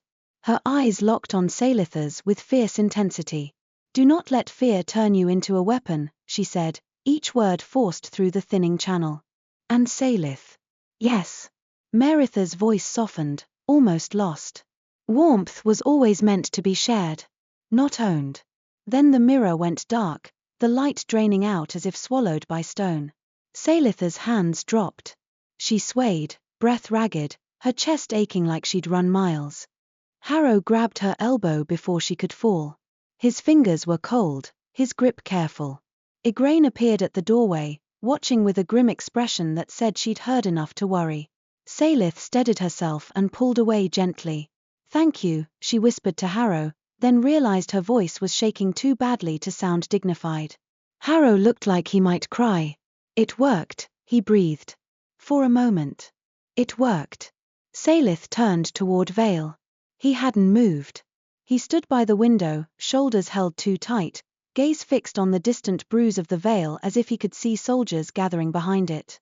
Saelyth took a step closer, then stopped, remembering the terms, remembering consent, remembering the precarious line they walked. Veyl, she said quietly. His head turned slightly, just enough that she could see the side of his face. His expression was controlled, but his eyes were darker than before, as if the brief brush of Meritha's words had stirred something that now hurt. She called you warned, he said, voice flat. She warned me, Saelyth corrected. And she still listened. Veyl's jaw tightened. Will she stop him? I don't know, Saelyth admitted, and the honesty tasted like blood. But she knows now. She'll try. Veyl's gaze flicked to her hands, still faintly trembling. That channel cost you. Yes. He looked away again, as if he didn't know what to do with the fact that her fatigue mattered to him. Rest, he said. Saelyth's temper sparked despite exhaustion. I've been resting since you stole me, she snapped, then regretted it instantly. Veyl's shoulders tensed. He turned fully to face her, and the dimness seemed to gather behind him like a cloak he couldn't take off.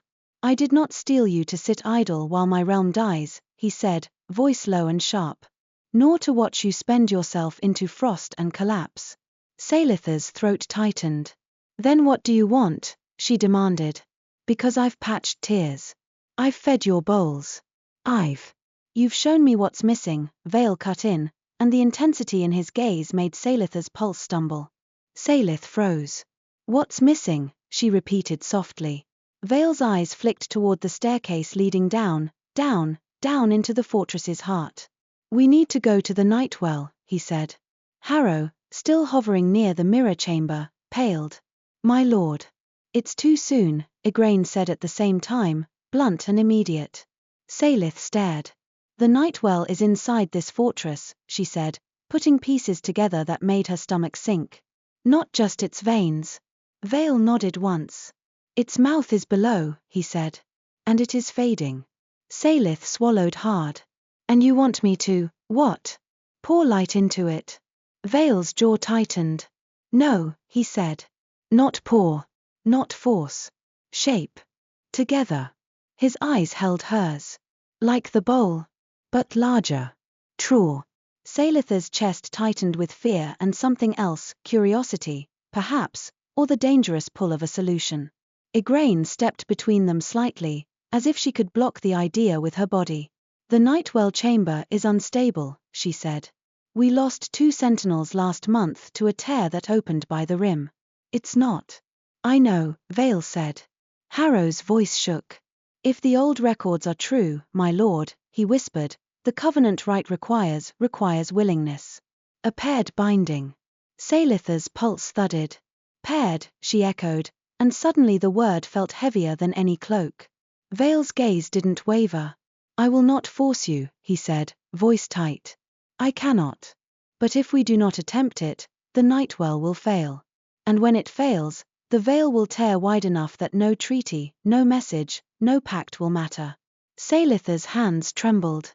She thought of Vellasmere, the canals, the lanterns, the rules. She thought of Captain Turin's order with force authorized. She thought of Orvanen smiling. If the veil tore, there would be no neat rescue. No clean borders. Only panic and fire. She looked at Veyl and saw the line he walked, a ruler who could become a tyrant in the name of saving his people, a man who could become hollow and cold if he chose shadow without warmth. Saelyth swallowed hard. "If we do this," she said, voice low, "it's on my terms." Veyl's eyes sharpened. "Name them." Saelyth forced herself to breathe. "You do not touch me," she said. "Unless I ask. You do not bind me. You do not consume my light." Her voice caught on the word, because even saying it made her skin crawl. Veyl's jaw clenched. "Agreed. And if I say stop," Saelyth continued, heart pounding, "you stop. Even if your realm is screaming." Veyl's gaze held hers for a long moment. Then he nodded once, the motion small but absolute. "If you say stop," he said quietly, "I stop." Saelyth's throat tightened, because she believed him more than she wanted to. "Then," she said, "take me." Igraine swore softly, as if the words tasted like disaster. Harrow looked like he might faint. Veyl didn't move for a heartbeat, as if he were bracing himself against hope. Then he turned and led them down. The descent felt endless.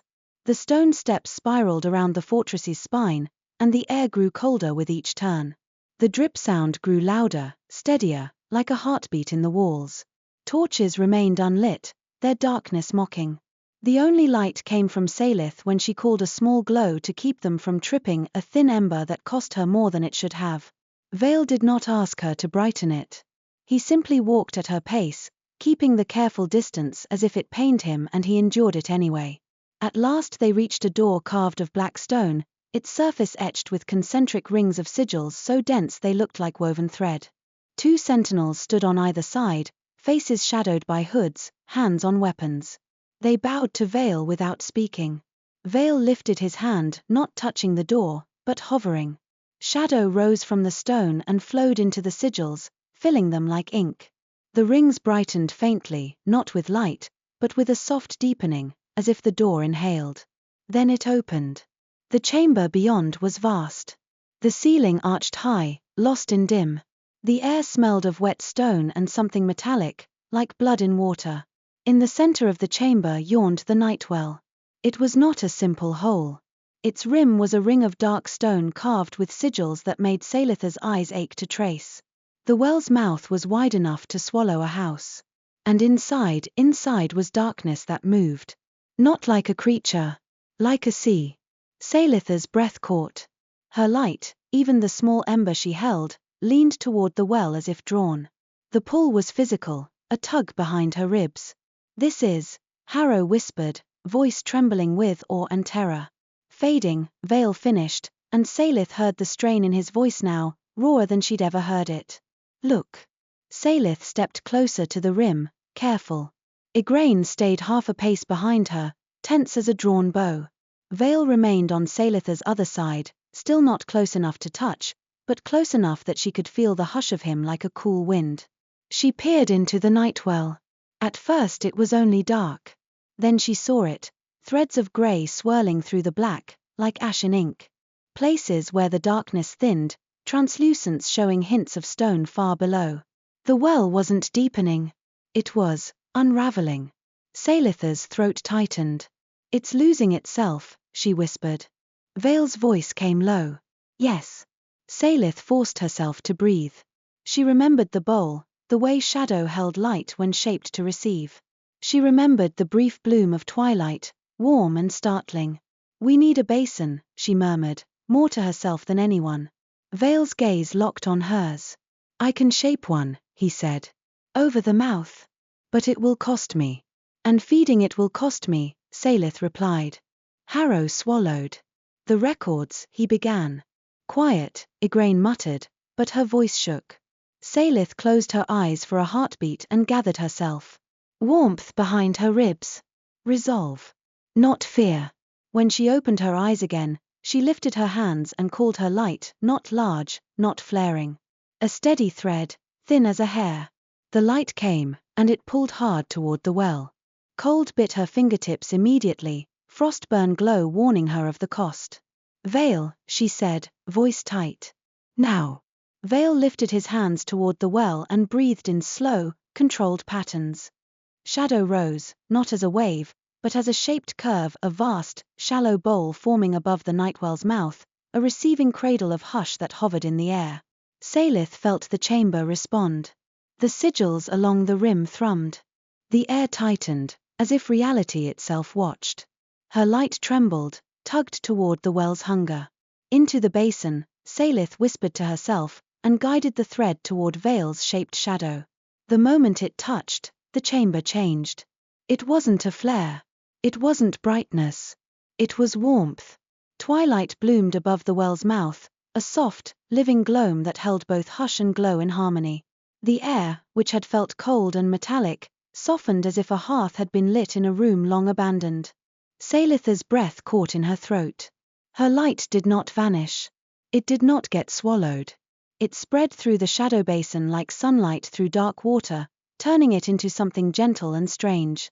The Nightwell beneath reacted. The grey threads in the darkness slowed, as if soothed. The ash swirl thinned. The moving sea of shadow steadied. Saelyth felt the pull ease for the first time since she'd arrived in Nareth-Kai. Veyl made a sound, barely a breath, and Saelyth glanced at him. His face had gone still, but his eyes were not distant now. They were startlingly present, as if the twilight had reached inside him and warmed something that had been numb for too long. For a heartbeat, Saelyth forgot her anger. Forgot her fear. She saw him as he must have been before duty hollowed him, not a legend, not a lord, but a man capable of feeling. Her light trembled. Cold bit up her wrists. She forced herself to keep the thread steady, feeding it slowly into the basin. Twilight deepened, thickened, held. And then, beneath the basin, the Nightwell gave a soft, deep pulse, like a heart remembering how to beat. The chamber's sigils brightened faintly, not with light but with a clearer darkness, as if shadow itself became clean again. Harrow let out a choked sob. Igraine's breath hissed between her teeth. "Saints," she whispered, and Saelyth knew she didn't believe in them either. Saelyth's vision swam. The cost was steep. Her chest ached, her fingers numb, her breath thin. Stop, a small voice inside her begged. But the well pulsed again, steadier this time, and Saelyth felt something she hadn't expected to feel in this place. Hope. She fed the thread a heartbeat longer. Then her knees buckled. She tried to catch herself, but her hands were too numb, her body too cold. She fell sideways. And hit something solid. Not a shadow. A chest. Arms closed around her, careful, firm, immediate. Saelyth's world narrowed to a heartbeat and the scent of damp wool and stone. She realized with a sharp jolt that Veyl had moved. That he was holding her. Her breath caught, half panic, half shock. Veyl's voice came rough against her hair. "You're falling," he said, like that explained everything. Saelyth's mind flashed to the terms, to the pact, to no touch without consent. She should pull away. She should shove him off. Instead, with her body shaking and her breath ragged, she whispered, Don't let my light spill." Veyl's grip tightened slightly, as if anchoring her. "I won't," he said, and the vow sounded like a confession. Her light thread wavered, then snapped shut as she instinctively extinguished it. The twilight basin above the well thinned, but it didn't collapse immediately. It held for a breath, then faded, leaving the Nightwell beneath darker than before, cleaner, steadier. Saelyth sagged in Veyl's arms, shivering violently. Veyl didn't pull her closer. He didn't press his face to her hair. He simply held her upright as if she were a precious thing that might break, and he didn't know what to do with that fact. Saelyth's voice came in a rasp. "You touched me." Veyl froze as if struck. His arms loosened, but he didn't let her drop. "You didn't say stop," he said, voice tight. "You asked me not to let it spill." Saelyth's throat tightened, because he was right and because he had listened even in the moment between collapse and instinct. She swallowed hard. "I didn't say yes," she whispered. Veyl's breath shuddered. He eased his hands away carefully, stepping back as if he'd been burned. "Then I am sorry," he said, and the rawness in his voice startled her. Saelyth swayed, but Igraine stepped in, catching her elbow and holding her steady. Saelyth stared at Veyl, her teeth chattering, her hands numb. He looked wrecked in a quiet way, eyes too bright, face pale, as if the brief warmth of twilight had made him remember what it felt like to need. "It worked," Harrow whispered, voice shaking. "My lord, it worked." The well responded. Veyl didn't look at Harrow. He looked at Saelyth.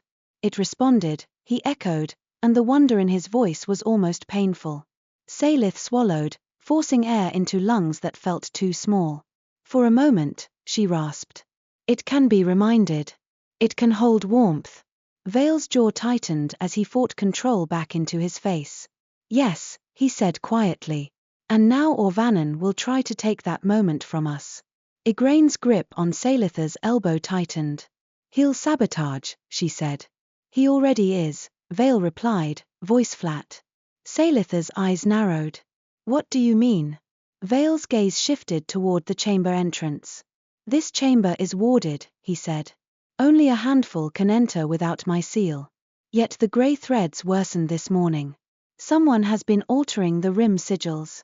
Harrow's face went white. "That's treason," he breathed. "Or devotion," Veyl said bitterly. "Depending on who tells the story." Saelyth's stomach twisted. "And now my captain is coming," she whispered, the pieces clicking together into a shape she hated. "Orvanen wants pressure from both sides." Veyl's gaze returned to hers. "Yes," he said. "He wants me to choose the simplest solution." Saelyth's breath hitched. "Which is?" Veyl's eyes went dark. "To swallow your light," he said quietly. "To take it by force. To become a wall of shadow that no one can cross." Saelyth's blood went cold. "You can do that." Veyl's mouth tightened. "I can try," he said, and the admission tasted like poison. "And it would kill what we just reminded the well to be." Saelyth's throat tightened. She looked at the Nightwell's mouth, at the steadier darkness beneath, and felt the fragile hope like a glass ornament in her chest, beautiful, breakable. She looked back at Veyl. "Don't," she whispered. Veyl's gaze held hers, and for a heartbeat he looked almost young, like a man who wanted permission to stay human. I don't want to, he said, voice rough. But I cannot let my realm die. Saelyth swallowed hard. Her hand still tingled with cold, but beneath the numbness she felt something else, the memory of warmth that hadn't been hers alone. Warmth that had existed between her light and his shadow. We do it again, she said, voice steadier than she felt. But we do it right. We learn the covenant. We make it sustainable. Harrow's eyes widened. The records, there are more fragments, he stammered. If I can access the sealed stacks. You can, Veyl said immediately. Harrow flinched. Orvanen. Let him try to stop you, Veyl said, and there was steel in his voice now, forged from the taste of hope. Igraine will escort you. Igraine grimaced. Delighted. Saelyth swallowed.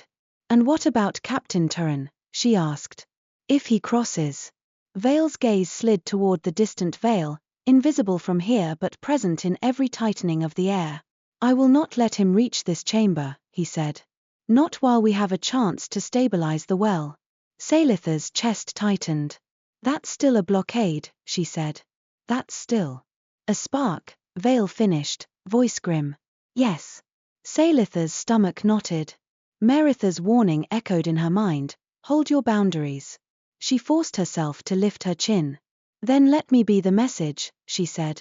If a thin sight channel opens again, I'll speak. And if it doesn't, I'll stand at the border when the time comes. I'll face him. I'll tell him the truth.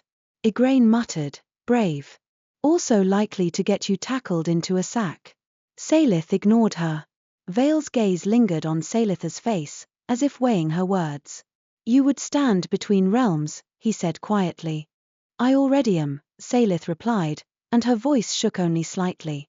Something flickered in Veyl's expression, respect, perhaps, or something more dangerous, gratitude. He looked away first, as if he couldn't afford to hold that look too long. We return you to your chamber, Veyl said, voice controlled again. You need heat. Food. Rest. Saelyth's teeth still chattered. I'm fine, she lied automatically. Veyl's gaze snapped back, sharp. Do not lie to me about that, he said, echoing Meritha's earlier words so precisely it made Saelyth's chest ache. Saelyth swallowed hard and looked down. Igraine tightened her grip and guided Saelyth toward the door. Harrow followed, clutching his satchel as if it held his heart. As they left the Nightwell chamber, Saelyth glanced back one last time. The darkness inside the well was still moving, but it moved slower now, steadier, like a sea that remembered its tide. Veyl stood alone at the rim, shoulders squared, gaze fixed on the deep as if he were memorizing the shape of hope in case it vanished. When Saelyth was back in her room, wrapped in blankets and forced to drink hot bitterleaf brew until feeling returned to her fingertips, the memory of his arms around her wouldn't leave. Not the closeness. The care. The way he had frozen the instant she reminded him of consent, and the way his apology had sounded like it mattered. It frightened her more than the kidnapping had, because it made everything less simple. That same cycle, Harrow returned with parchment fragments and eyes alight with fear. There's more, he whispered, spreading brittle pages across Saelyth's table. The sealed stacks had references to the Covenant actual steps, not just poetry. Saelyth leaned in, squinting at the faded script. The words were old, curved, half eroded by time, but she could make out pieces. Light offered freely, not seized. Shadow shaped as shelter, not snare. Breath aligned, will aligned. Twilight held between, the border made whole. Saelyth's pulse quickened. This isn't just magic, she murmured. It's intent. Harrow nodded frantically. Yes. And there's a warning. It says if one side hungers, if one tries to take, the gloam collapses and becomes either glare or rot. Saelyth's stomach twisted. Glare in Nareth-Kai would crack rifts, she said. Rot in Vellasmere would. Spread despair, Harrow finished, eyes wide. Yes. Igraine hovered in the doorway, arms crossed, watching the hall beyond as if expecting Orvanen to slither out of the stone. You have about 3 breaths before someone notices the sealed stacks were opened, she said. Harrow flinched. I resealed. Someone like Orvanen notices anyway, Igraine cut in. Saelyth folded the fragments carefully and tucked them beneath her mattress. We go to Veyl, she said. Harrow swallowed. Now. Saelyth nodded. Now. Before the warmth fades and the fear wins. They found Veyl not in his council hall, not in his chambers, but in a small side room lined with wardstones, stones that hummed softly with hush. He stood with his hands braced on a table, head bowed, as if he'd been fighting to keep himself present. When he looked up, Saelyth saw the hollowing again at the edges of him, like a tide trying to pull him out. Then his gaze found her, and something steadied. You should be resting, he said, voice rough. I rested, Saelyth lied, then sighed and corrected herself. I pretended to rest. Veyl's mouth tightened, almost a shadow of a smile. Harrow hurried forward, placing the parchment fragments on the table like offerings. My lord, he whispered, the covenant steps. They're real. We can. Veyl's gaze dropped to the script. His eyes moved quickly, absorbing. As he read, his shoulders eased slightly, like the weight shifted from pure dread into grim purpose. This, he said quietly, tapping a line with his finger, confirms what we felt. Shelter, not snare. Saelyth's throat tightened. It also confirms what happens if you try the simplest solution, she said, voice low. Veyl's jaw clenched. Yes, he admitted. Silence stretched, heavy with what could happen if fear won. Saelyth forced herself to speak. We need time, she said. To repeat the rite in controlled portions. To build the Nightwell's tolerance for warmth. To make twilight stable. Veyl's gaze lifted to hers. And we need to survive Orvanen and your captain long enough to do it, he said. Saelyth nodded. Yes. Veyl looked at the fragments again, then said quietly, we attempt again tomorrow, at the well. Not full. Not deep. We shape and feed in measured pulses.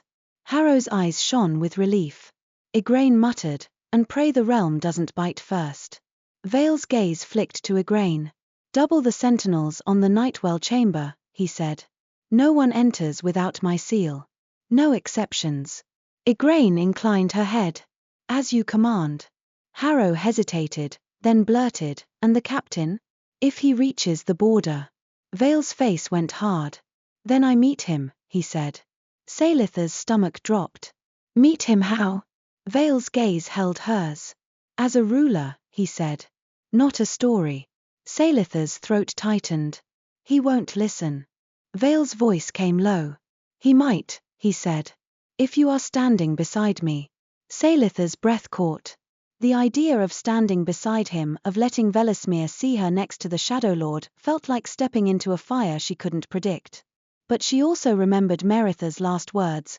Warmth was meant to be shared, not owned. Saelyth swallowed. If I stand beside you, she said carefully, it's not as your captive. Veyl's gaze didn't waver. No, he said quietly. It would be as my ally. The word ally landed between them like a bridge plank set into place. Saelyth's pulse thudded hard. She nodded once, small, firm. Veyl's eyes softened a fraction. Then we do not give Orvanen what he wants, he said. We do not become monsters. We become twilight. Harrow exhaled shakily, as if he'd been holding his breath for years. Igraine muttered, I never thought I'd hear a Lord of Shadows speak like a poet. Veyl's gaze flicked to her, dry. Don't repeat it. That faint edge of humor, so slight, so unexpected, made Saelyth's chest tighten with a warmth that had nothing to do with magic. The next cycle, as Saelyth lay awake listening to the fortress drip and the distant crackle of rifts like ice breaking, she felt the world tightening toward collision.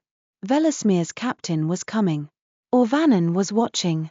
And beneath them all, the Nightwell had pulsed like a heart remembering its rhythm, proof that something in this realm could still be saved. Saelyth pressed her hand over her sash, feeling the folded pact and the sunburst message like two competing weights. Somewhere beyond stone and dusk, a man with a righteous seal was marching toward the Veyl.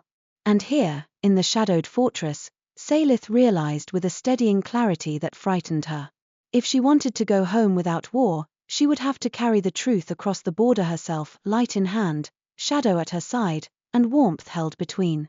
The next time Saelyth stood over the Nightwell, she did not let her fear hold the reins. She came with her hair braided tight, her hands wrapped in thin cloth to keep warmth from bleeding too fast into the air, and the covenant fragments memorized until the words felt like a second heartbeat. Harrow waited near the chamber entrance, pale and determined, clutching a slate of notes he'd copied in a tight, anxious hand. Igraine paced the rim like a wolf at the edge of a snare, eyes constantly flicking to the sigils carved into the stone as if she expected them to change when she blinked. Twice as many sentinels stood guard now, faces shadowed, weapons ready. And Veyl Ardraven stood at the Nightwell's mouth, shoulders squared as if he were bracing against a storm the rest of them could not feel. Saelyth felt it. The Nightwell's pull tugged behind her ribs, hungry and tired. The grey threads she'd seen before still drifted through the darkness, slower than they had been, but present like ash that would not settle. Measured pulses, Harrow whispered, as if saying it too loudly might offend the well. Saelyth nodded once. Measured, she echoed, and lifted her hands. Her light came reluctantly in the chamber's cold, then steadied when she anchored it to something real. The sensation of warm bread in her mouth, Igraine's fierce grip at her elbow that had not let her fall, the memory of twilight blooming above the well like a hearth remembered.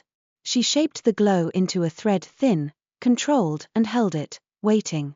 Veyl drew in a slow breath and shaped his shadow above the well's mouth, not as a vast basin this time but as 3 smaller cradles arranged like petals around a flower.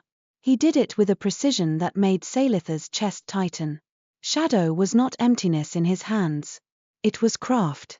First, Saelyth murmured, and guided her thread into the nearest cradle. Twilight bloomed, small, contained, warm. The Nightwell pulsed once, faintly, like a deep creature shifting in sleep. Saelyth fed the light for 3 heartbeats. Then she stopped. Extinguished it cleanly, cutting the thread with will rather than letting it fray. The twilight faded, but the Nightwell's darkness beneath looked a shade cleaner for it, the grey ash thread thinning. Harrow exhaled shakily, like he'd forgotten to breathe. Again, he whispered, hopeful and terrified. Saelyth lifted her hands again. 3 heartbeats of light. Stop. Again. Stop. On the 5th pulse, Saelyth's hands began to shake with cold. She felt the frostburn glow biting at her fingertips beneath the cloth wraps. She forced herself to stop anyway, even though her instincts screamed to keep feeding, to pour everything into the well until it became whole. Boundaries, Nareth had said. Hold your boundaries. Veyl's gaze remained fixed on the well, his face taut with concentration. Yet Saelyth saw, in the brief moments between pulses, the way his eyes sharpened with presence each time twilight bloomed like warmth pulled him back from the edge of his own hollowing. When Saelyth lowered her hands, breath thin, Veyl lifted his gaze to hers. Enough, he said quietly. Saelyth's pride bristled. I can do another. Veyl's eyes narrowed slightly. And you will collapse again, he said, voice flat, and I will be tempted to catch you. Heat flared in Saelyth's cheeks, despite the cold. She hated that the words landed somewhere inside her that felt like a tender bruise. Igraine made a faint sound that might have been amusement if she weren't so tense. The Lord learns, she muttered. Saelyth swallowed and forced herself to nod. Enough, she agreed, and stepped back from the rim. For a moment, the chamber felt almost steady. Then a shiver ran through the stone. It started under Saelyth's boots and climbed up her bones. The air tightened, as if reality itself drew in a sharp breath. Igraine's head snapped toward the entrance. That wasn't the well, she said, voice low. A second later, a distant crack echoed through the fortress, loud enough that dust drifted from the ceiling. Harrow flinched, eyes wide. A rift. Move, Igraine snapped, already striding toward the door. Veyl's face went hard. Seal the chamber, he said to the sentinels. No one enters. No one leaves except us. Saelyth's heart slammed against her ribs. Except us, she demanded. Veyl's gaze flicked to her. If the rift opens near the infirmary again, people die, he said. We go. He didn't wait for argument. He turned and strode out, shadow gathering behind him like a cloak he could not shrug off. Saelyth tightened Veyl's offered cloak around her shoulders, her own now, she realized, in the simplest way that mattered. It was keeping her warm and followed, with Igraine at her side and Harrow scrambling behind like a man chasing his own courage. The corridor outside the Nightwell chamber felt different than usual. The hush that normally lay over the stone like velvet had frayed. Sounds carried too sharply, boots on basalt, Harrow's ragged breathing, a distant cry that cut off abruptly. They ran. As they climbed, Saelyth felt her light stirring unbidden, sensing the thinness in the air. The rift had opened in the lower east corridor again, but it wasn't chewing now. It was yawning. The jagged slice of wrongness was wider than before, spanning nearly the height of the corridor wall. The air around it shimmered violently, bending and snapping like cloth caught on thorns. The nurses' linens on carts had been flung aside, a metal tray lay overturned, the food on it untouched. 2 sentinels struggled at the edge, pulling a young attendant away whose sleeve had been caught by the rift's pull. The fabric stretched unnaturally, as if the tear wanted to drink it. Saelyth's stomach lurched. Igraine swore and lunged to help, bracing her boots on the stone and hauling with a strength born of grim necessity. The attendant screamed, eyes wide, feet skidding. Veyl moved with brutal speed, shaping shadow into a barrier between the rift's pull and the corridor's open space, trying to contain it the way he had before. But this rift didn't settle into his basin. It fought. The shadow barrier buckled like a shield struck by a hammer. The rift's edges sharpened, spitting a cold that raised gooseflesh along Saelyth's arms. Veyl's face went pale, his eyes briefly going too distant. Hollowing, Saelyth thought wildly. He's using too much. Saelyth, Igraine barked, voice strained, if you can do your thread now. Saelyth's hands lifted automatically. Light surged into her palms, eager, frightened, alive. She tried to keep it a thread. Tried to anchor it to breath. But the rift's pull snagged at her light like a hooked needle. It wanted her warmth. Not at it, Veyl snapped, voice rough. Into me, into the basin. His words tangled in the chaos. The rift surged again, and the attendant's sleeve tore with a sound like ripping skin. Igraine roared, hauling the attendant back hard enough that he crashed into her shoulder and fell to the floor, sobbing. Freed from its prize, the rift widened further, angry, hungry. Saelyth's light flared, too bright for the tight corridor. Her vision washed out white at the edges. Pain bit her hands, frostburn glow, sharp and immediate. Saelyth. Veyl's voice cut through the flare like a blade.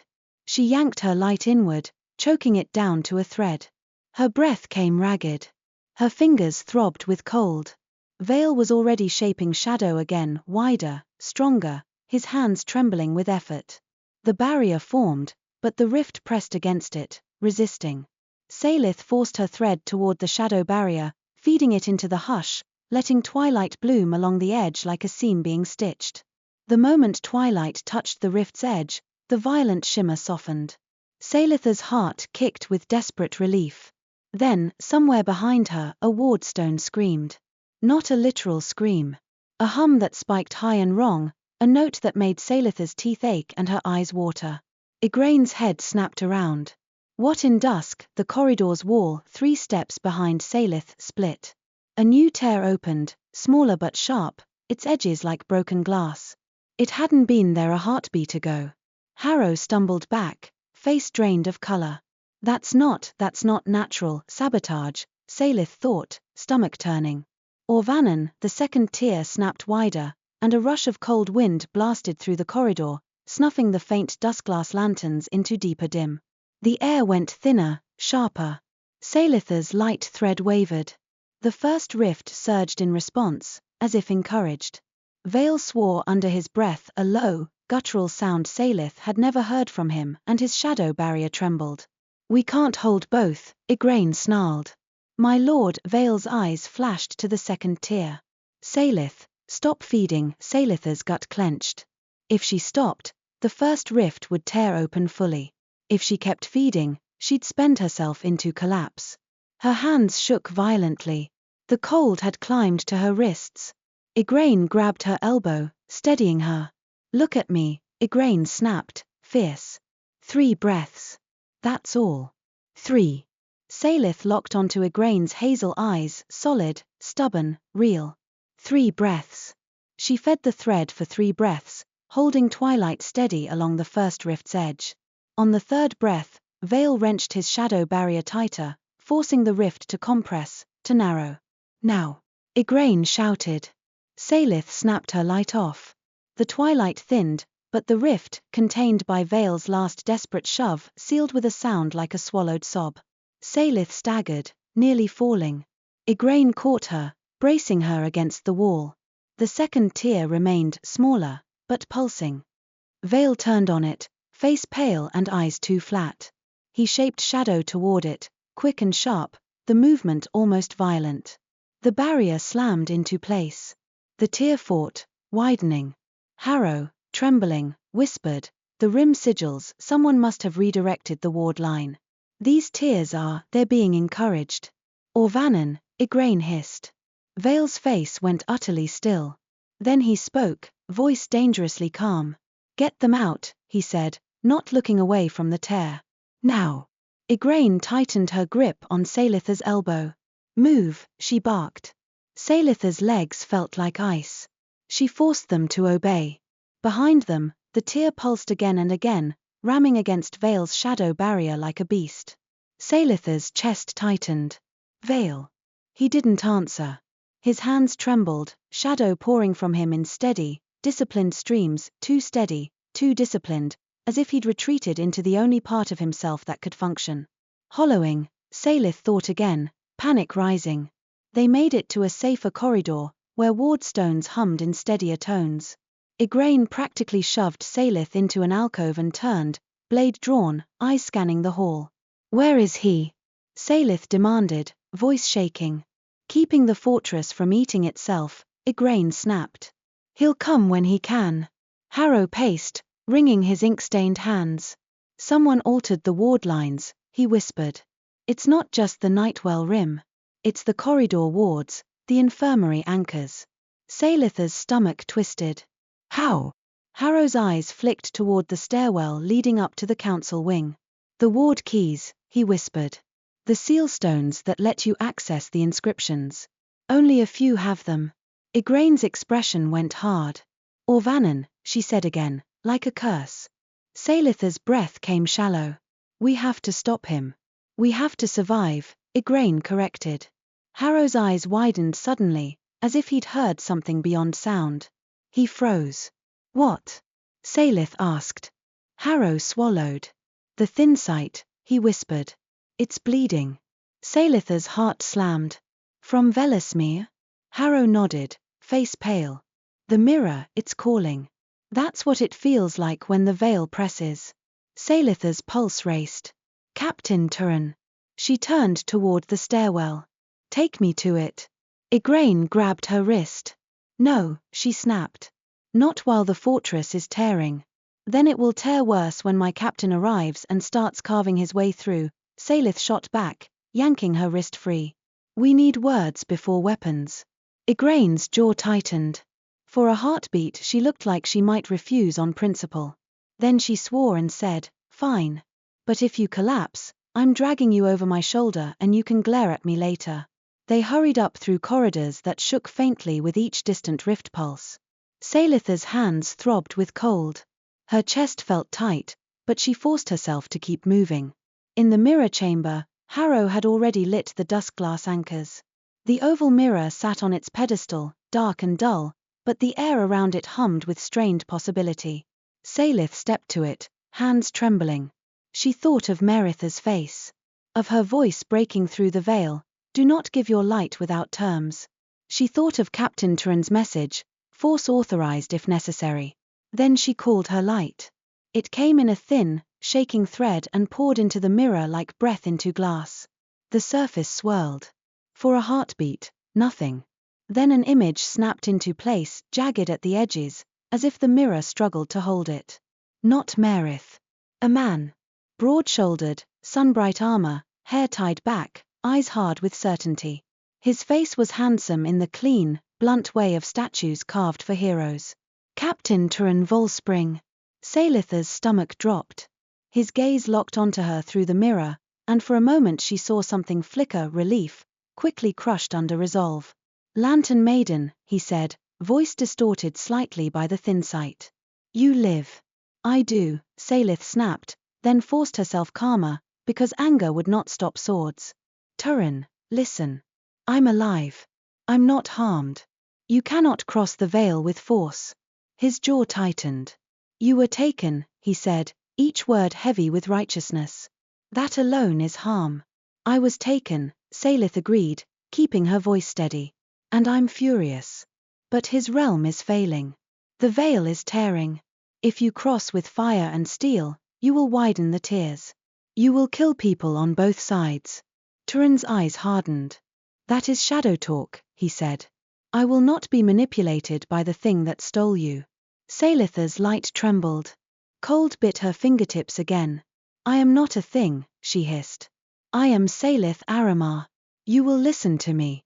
For a heartbeat, Turin's gaze flickered recognition of her as a person, not a symbol. Then his expression reset, grim. The council has authorized force, he said. The matron could not stop them. She delayed me, but she could not stop me. Mareth, Saelyth thought, heart clenching. She tried.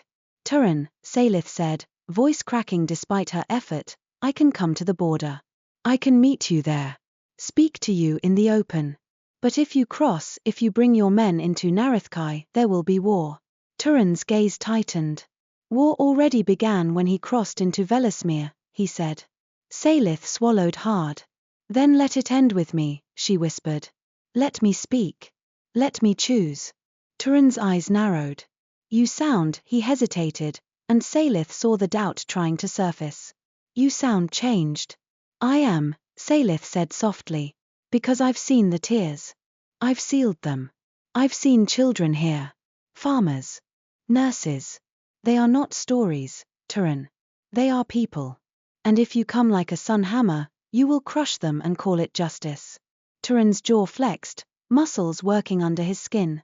He cannot be trusted. Saelyth's throat tightened. She wanted to say he can, because he wrote a pact, because he listens, because he apologized when he crossed a line. But she knew how it would sound.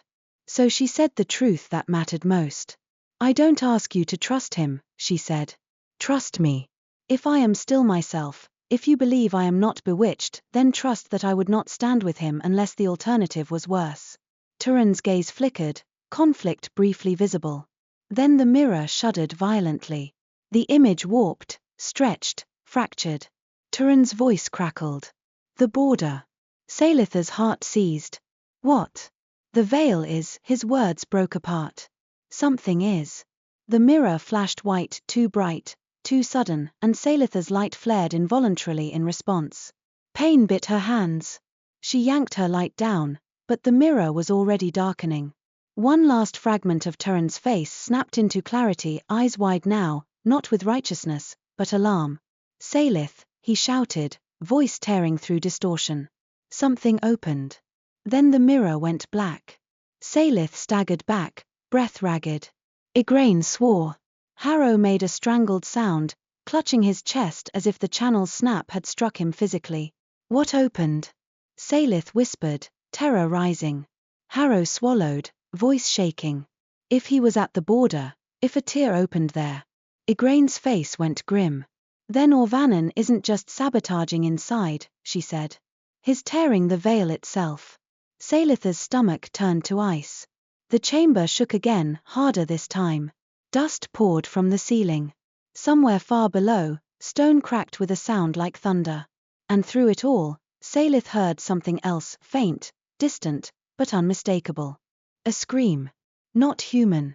A ripping, wailing sound like the world itself being torn open. Igraine grabbed Saelyth's arm. We go, she snarled. They ran.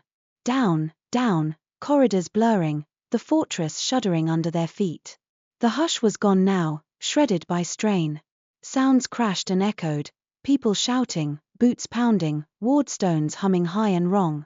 They reached the central gallery and saw sentinels streaming toward the upper gates, faces tight with fear. Harrow grabbed the arm of a passing guard. Where? He gasped. The guard's eyes were wide. The border wing, he shouted back. A breach in the Veyl, inside the fortress line. We're trying to hold it. Saelyth's heart slammed. Inside the fortress line. That meant the tear had opened not out in the hills, but close, dangerously close. Veyl, Saelyth breathed, and shoved into the flow of bodies. They found him near the border wing's great gate, where the fortress's outer wards pressed closest to the Veyl's strain. The air there felt thin and brittle. The ward stones lining the passage glowed with dark inscriptions that pulsed like wounded veins. At the end of the passage, where the gate stood open to a sliver of bruised sky, the Veyl had split. It wasn't a clean seam like the one Veyl had used to take Saelyth. It was a jagged gash in the air, wide enough to swallow a horse, its edges snapping like broken glass. Cold wind poured through it, carrying a sharp scent of smoke and bright metal. On the other side, visible in flashes through the distortion, Saelyth saw pale stone, lantern light, and moving figures. Vellasmere. Captain Turin's men had reached the border. And now the border had reached back. Sentinels struggled to brace a barrier of shadow across the gash, but it buckled with every pulse of the tear. The wardstones screamed their high, wrong hum. The air snapped with static. Veyl stood at the center of it, hands raised, shadow pouring from him in thick streams. He looked carved from stone and exhaustion. His eyes were too flat. He was hollowing so hard Saelyth couldn't tell if he could hear her voice. "My lord." Igraine shouted over the chaos. "It's widening." Veyl didn't answer. He shaped shadow again, thicker, denser, trying to seal the breach like a wall slammed into a doorway. The gash fought, widening along its edges, snapping. A flash of bright light from the Vellasmere side struck the barrier, sunbright, aggressive. The shadow barrier shuddered. Veyl's jaw tightened. The next pulse of the breach threw a gust of freezing air that knocked two sentinels off their feet. Saelyth's stomach lurched. If Veyl lost control for even a breath, the breach would open fully, and Vellasmere soldiers would pour in panicked, armed, convinced they were rescuing her from a monster. And Orvanen would have his war. Saelyth shoved forward through the sentinels, ignoring Igraine's grip trying to hold her back. "Saelyth!" Igraine snapped. Saelyth kept moving. Veyl's gaze flicked toward her then, sharp for a heartbeat, as if her presence tugged him toward feeling.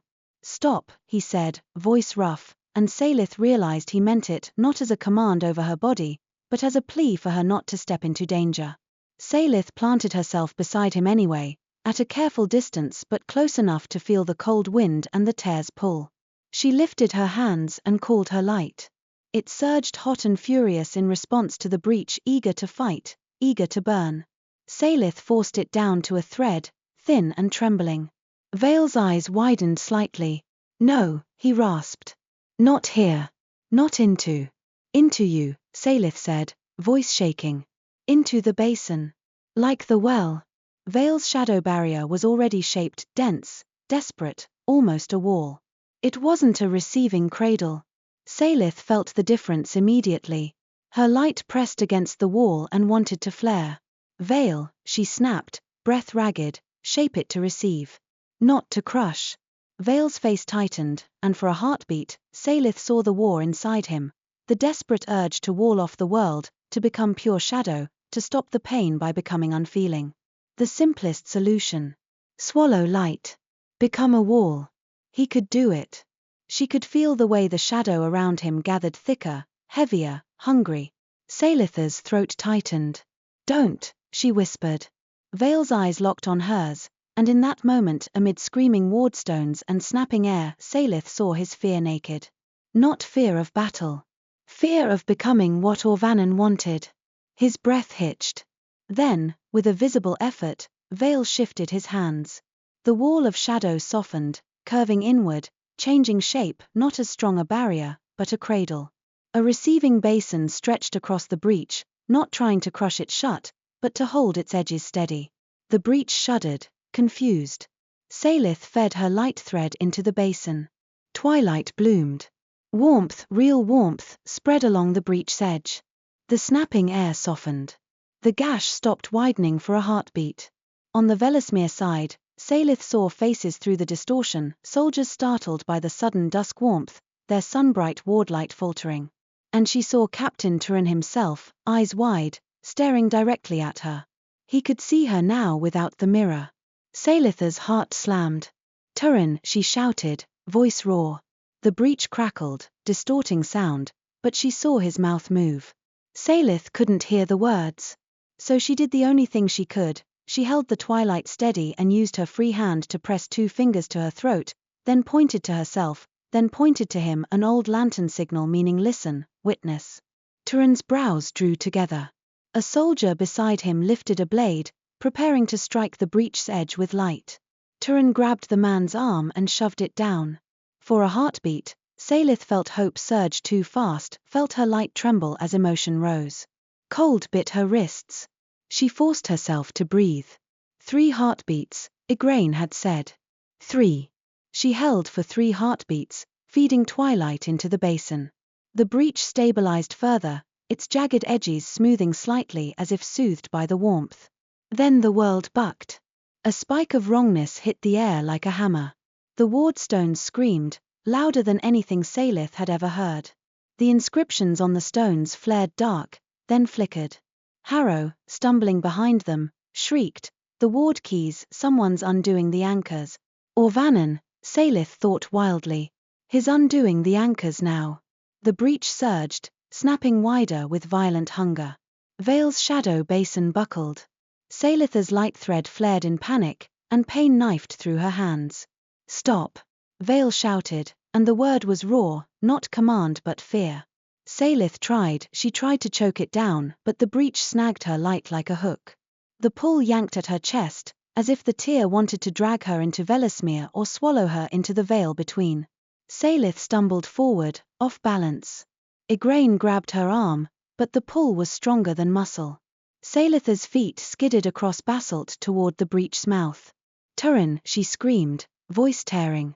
On the other side, Turin lunged forward instinctively and then hesitated, caught between training and shock. Veyl moved. Shadow slammed into place around Saelyth, not touching her skin, not binding her, but bracing the air around her like a harness. He anchored her against the pull without wrapping her in a cage. Saelyth gasped, chest tight. The breach snapped again, wind screaming. Veyl's face contorted with effort. His eyes went flat, the hollowing swallowing him whole. He was pouring too much shadow. He was becoming a wall again. Saelyth saw it, felt it, watched the receiving basin stiffen into a crushing barrier. The simplest solution was rising like a tide. If Veyl became pure shadow now, he could seal the breach by force. He could swallow the light snapping at him from Vellasmere's side. He could end the immediate threat. And he would lose himself. He would become exactly what the stories said. Saelyth's throat tightened. She couldn't reach him with touch, she wouldn't. She couldn't pull him back with force, it would only push him deeper. So she did the only thing she had. She spoke. "Veyl," she said, voice shaking but fierce. "Stop. Look at me." His gaze didn't shift. Saelyth swallowed hard, panic clawing, and shouted, "If you consume my light, you break the covenant. You break me. And you lose the warmth you just made possible." That hit. Not like a weapon. Like truth. Veyl's eyes flickered, presence trying to resurface. Saelyth forced air into her lungs. Her hands throbbed with cold. She could feel her light flaring under strain, desperate. "Receive," she whispered, voice cracking. "Don't devour. Receive." Veyl's breath shuddered. His shadow barrier softened a fraction, trembling between wall and cradle. Then, from behind them, a voice purred through the chaos, smooth as oil. "Devour," Orvanen Silt said. "Seal it. Be what you must be." Saelyth's stomach dropped. Orvanen stood at the far end of the corridor by the wardstones, hands raised, fingers stained with dark ink, a ward keystone in his grip. The inscriptions along the wall near him flickered as he pressed his will into them, twisting them like threads. His eyes gleamed with delight. "Your softness makes you weak, my lord," Orvanen called.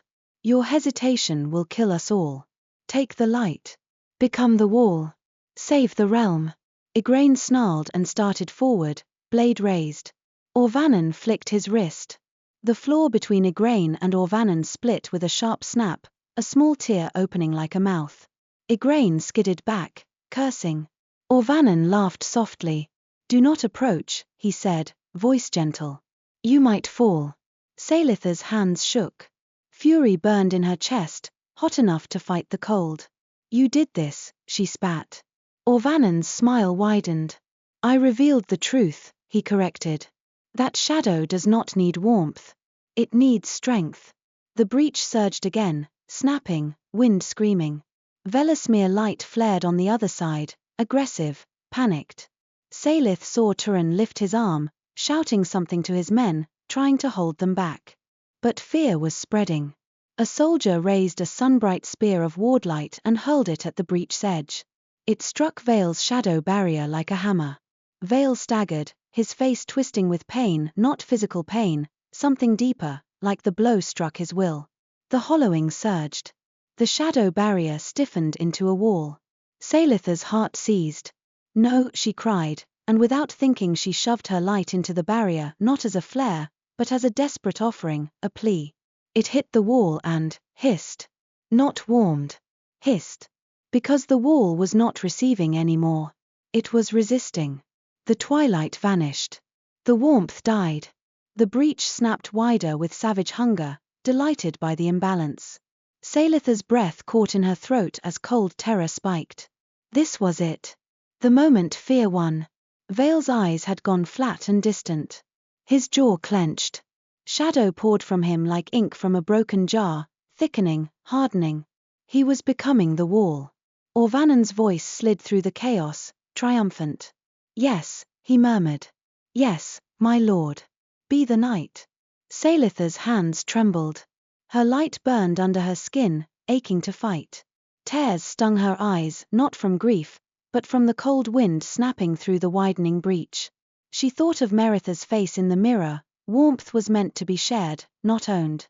She thought of Vellasmere's rules that had treated her like a lantern to be used. She thought of Veyl's pact, written, sealed, chosen. She thought of his apology, raw and real. And she realized with a clarity that shook her, she did not have to be a weapon. She could be a choice. Saelyth forced herself to step closer to Veyl, close enough that the cold wind whipped her hair, close enough that her light tingled in response to his shadow. She did not touch him.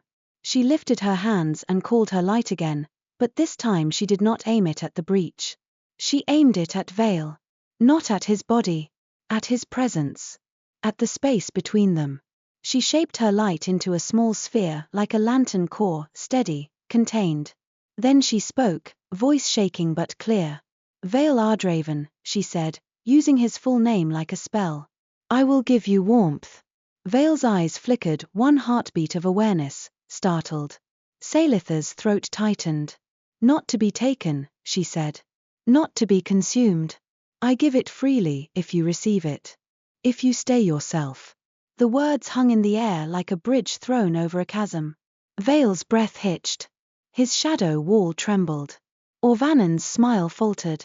No, he snapped, the first crack in his composure. My lord.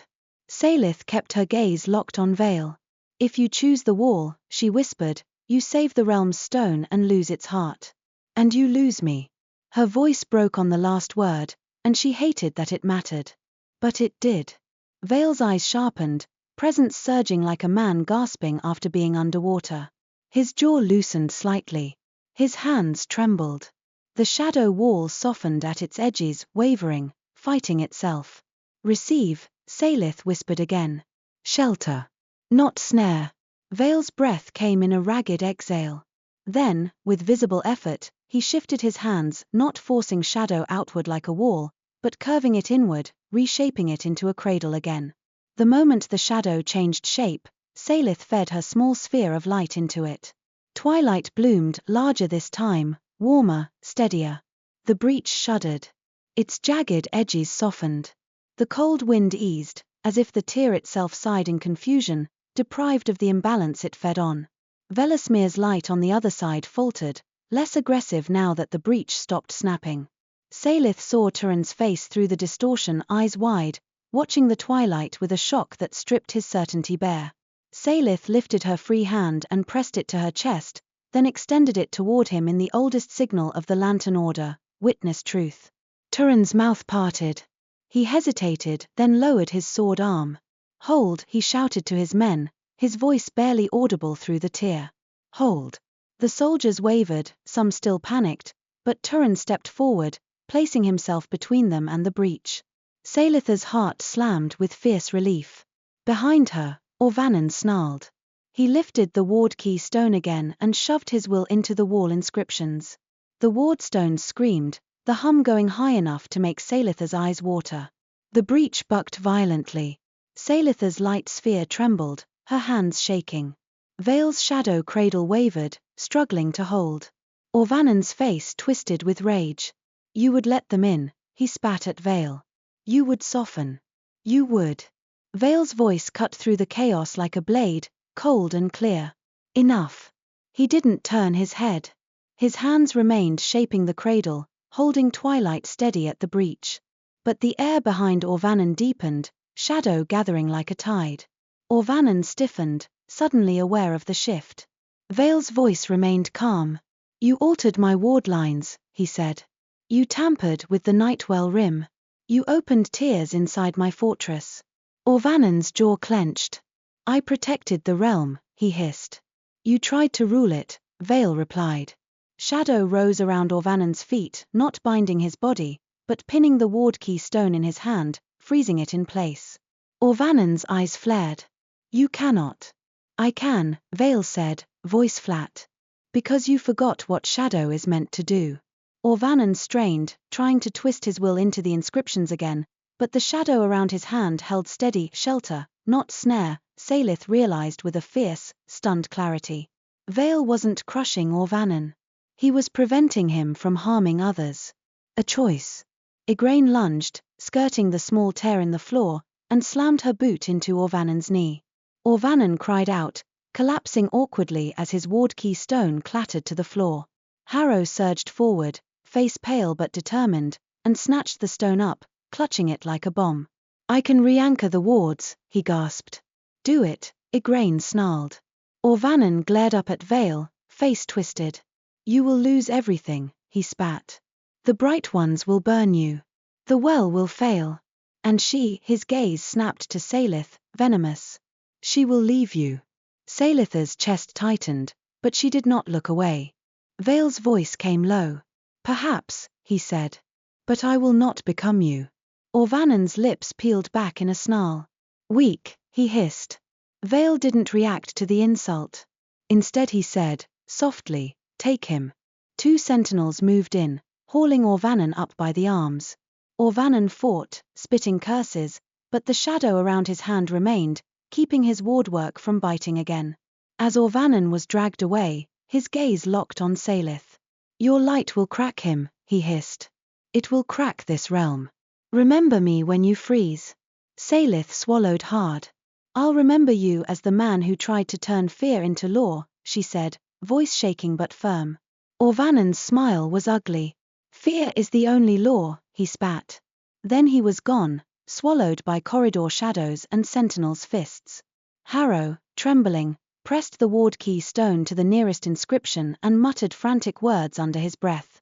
The wardstone's scream shifted, dropping from high wrongness into a steadier hum. The breach shuddered, its bucking easing.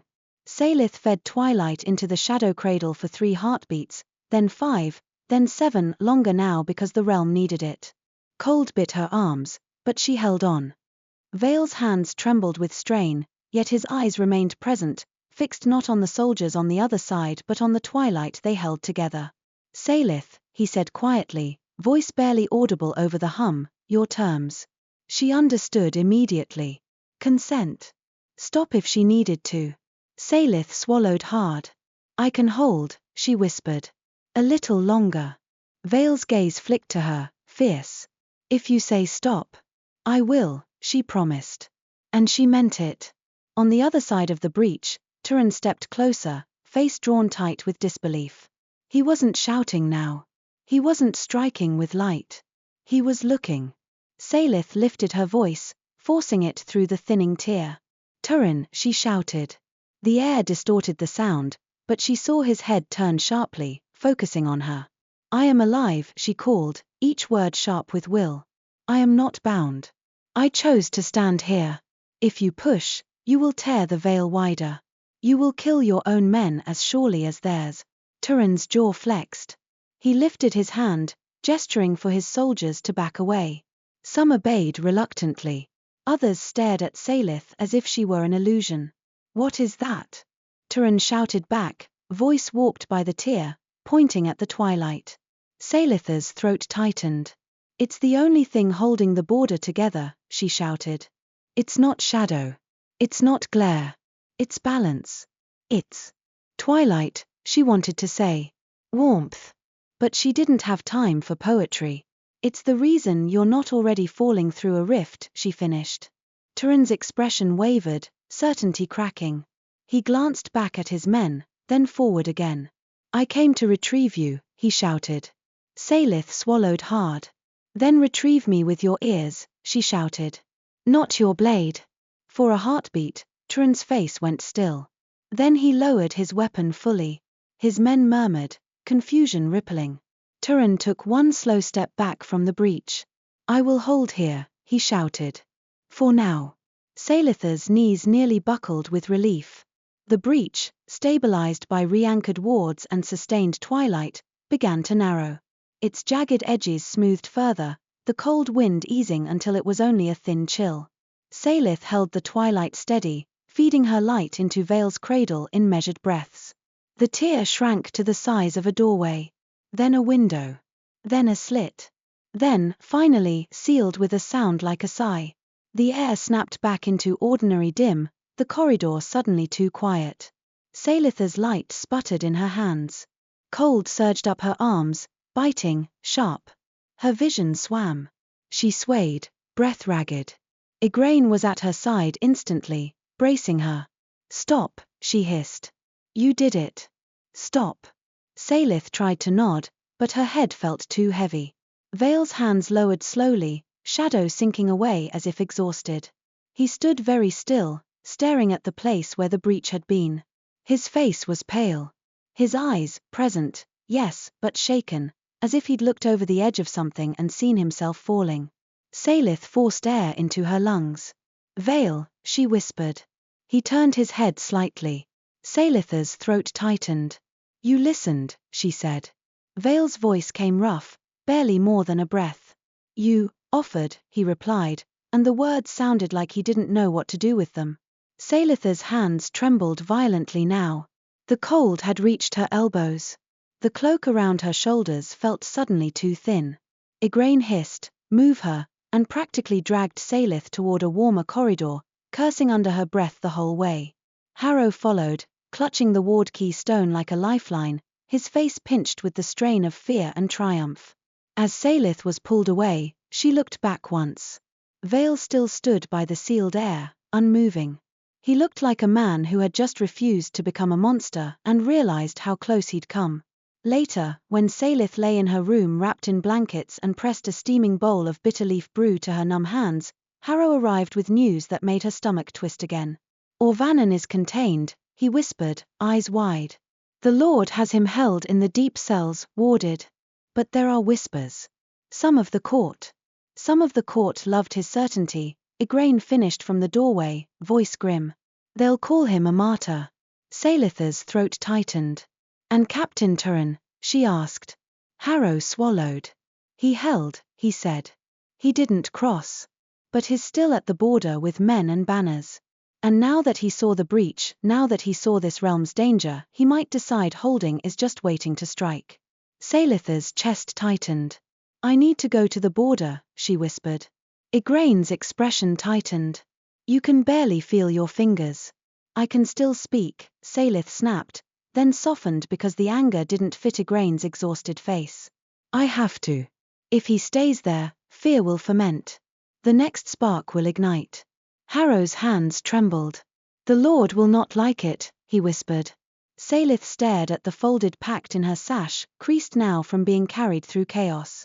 "He doesn't have to like it," she said, voice low. "He promised choice."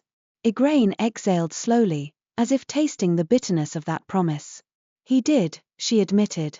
When Veyl came to Saelyth's door, quiet, as if he wasn't sure he was allowed to take up space, Saelyth was sitting upright, hair braided, hands still pale but steadier. He stood in the doorway and didn't cross the threshold. "You should be resting," he said. Saelyth let out a humorless breath. "I rest and the realm tears," she replied. I rest and my captain waits. Veyl's eyes tightened at the word captain. Saelyth lifted her chin. I want to go to the border, she said. I want to speak to him in the open. Not through a bleeding mirror. Veyl's jaw clenched. It is not safe. I know, Saelyth said. That's why I want to do it before it becomes impossible. Veyl's gaze held hers for a long moment. He looked like he wanted to refuse. Like refusal would be easier. Then he exhaled, slow and controlled. If you go, he said quietly, you go with me. Saelyth's pulse stuttered. That will look like. Exactly what it is, Veyl cut in. A choice. His voice softened slightly. And a risk. Saelyth swallowed hard. She could already imagine Vellasmere's soldiers seeing her beside him and deciding she'd been corrupted. She could already imagine the Lantern Order's council calling her reckless, calling her lost. But she could also imagine the alternative, fear growing in the border hills like mold in a sealed jar. She nodded once. Then we go together, she said. Veyl's gaze flicked to her hands. If you cannot hold the cold. I'll say stop, Saelyth said, and meant it. For a heartbeat, something eased in Veyl's face. He nodded once, then turned his head slightly toward the corridor and said, Igraine. Igraine stepped into view like she'd been standing there the whole time, arms crossed. Yes, my lord. Prepare the border path, Veyl said. And double the sentinels. If Turin Volspring panics. He will, Igraine muttered. Veyl ignored the comment. We need time to speak before anyone swings. Saelyth's chest tightened. He might not listen. Veyl's gaze returned to hers, dark and steady. Then we make him, he said quietly. Not with force. With truth. When they left the fortress at last, dusk pressed close as ever, but the air felt sharper near the border hills, the Veyl's bruised band visible like a scar across the sky. The wardstones lining the path hummed, steadier now that Harrow had re-anchored what Orvanen had twisted. Sentinels moved like shadows around them, silent and vigilant. Saelyth walked with Veyl at her side, 2 paces apart, never touching yet somehow moving as if they shared a rhythm. Ahead, on the ridge where the Veyl thinned, lantern light shimmered. Vellasmere's camp. Banners snapped faintly in the cold wind, their sunburst symbols stark against the dim. Armored figures clustered, tense. Captain Turin stood at the front, unmistakable even at a distance, sunbright armor, posture rigid with purpose. As Saelyth and Veyl approached, a murmur rippled through the camp like wind through dry grass. Soldiers shifted, hands moving to weapons. A spear of ward light sparked to life, bright enough to make Saelyth squint. Veyl lifted one hand, not summoning shadow to attack, but shaping hush outward like a calming palm. The air softened slightly, dampening the sharpest edges of panic. Turin stepped forward, raising his own hand. Hold, he barked to his men, voice ringing. Then he locked his gaze on Saelyth. Saelyth, he called, using her name at last. Relief and dread tangled in her chest. She stepped forward half a pace, careful not to cross the invisible line where the Veyl thinned. Turin, she called back. His eyes flicked to Veyl. His jaw clenched. Shadow Lord, he spat, the title heavy with contempt. Veyl didn't react. He simply inclined his head the barest fraction, acknowledgement without submission. Saelyth's heart pounded. Turin, she said firmly, no one crosses. Not you, not him. The Veyl is strained. One push and it tears.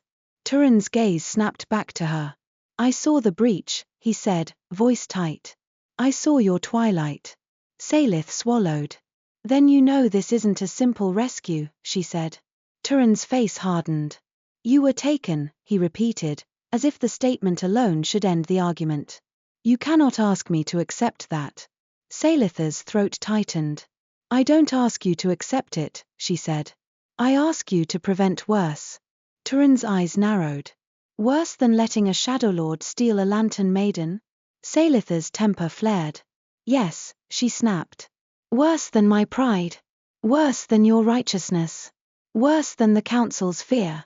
A murmur rippled through the soldiers behind him. Turin's jaw flexed. You sound like you're defending him, he said, accusation sharp. Saelyth drew in a breath. This was the fire she'd expected. I am defending people, she said, voice steadier now. I have seen children in Nareth-Kai. I have seen nurses nearly pulled into tears. I have sealed rifts with my own hands. If you cross with force, you will widen the tears. You will kill your men and mine and theirs. Turin's eyes flashed. And if I withdraw, I leave you here with him. Saelyth's chest tightened. She looked at Veyl out of the corner of her eye, then back to Turin. He wrote a pact, she said, and lifted the folded paper from her sash, holding it up. With his seal. No harm. No touch without consent. Return when stabilized. Turin stared at the paper as if it were a trick. Paper can lie, he said. Yes, Saelyth replied. Which is why I'm not offering you paper. I'm offering you my voice. She pressed her hand to her chest. I am Saelyth Aramare. I am not bewitched. I am not bound. I am choosing to stand here because if I don't, we all bleed. Turin's gaze wavered, conflict flickering. Then a soldier behind him shouted, she's been turned. Another shouted, it's a lure. Fear rose like a tide, louder than reason. Turin's posture stiffened, caught between controlling his men and his own rigid certainty. Saelyth's heart hammered. She could feel the Veyl's thinness in the air, the way sound and emotion seemed to make it tremble.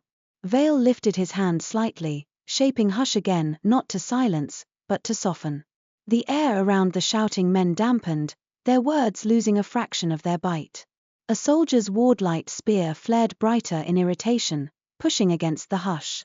The Veyl shivered. Saelyth felt the reality thinness tighten like a drum. No, she shouted, turning toward the soldier. Put it out. Now.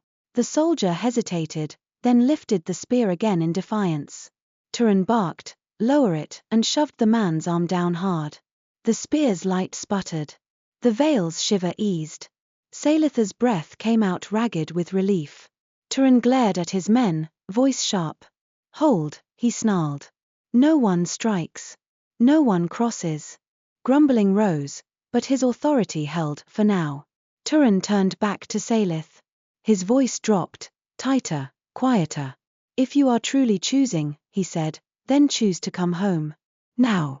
Saelyth's throat tightened painfully. This was the pivot.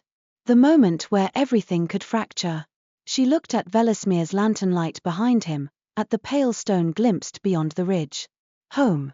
The familiar rules. The cages that had always been called safety.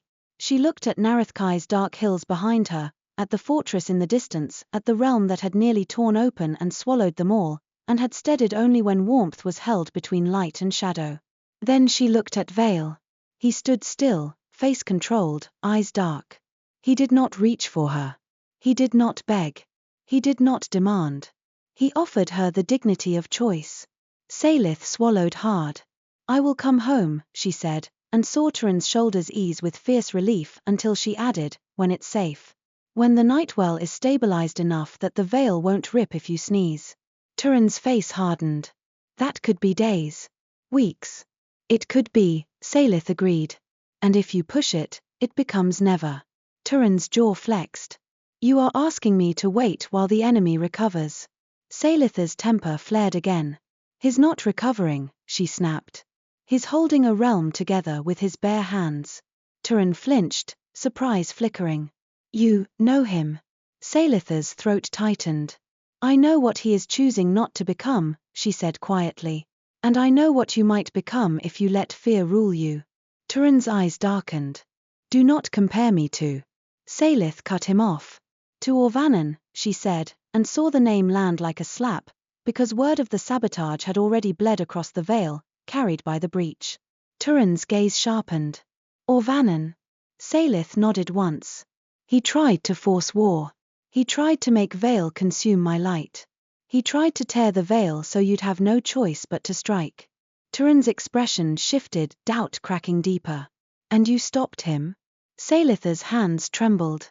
We did, she said. Together. Silence tightened. Turin stared at Veyl, then back at Saelyth.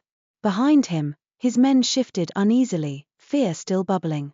Turin drew in a slow breath, then said, voice low, if I withdraw, The council will call me weak. Saelyth's throat tightened. Let them, she whispered. Let them call you weak for choosing not to kill. Turin's jaw clenched.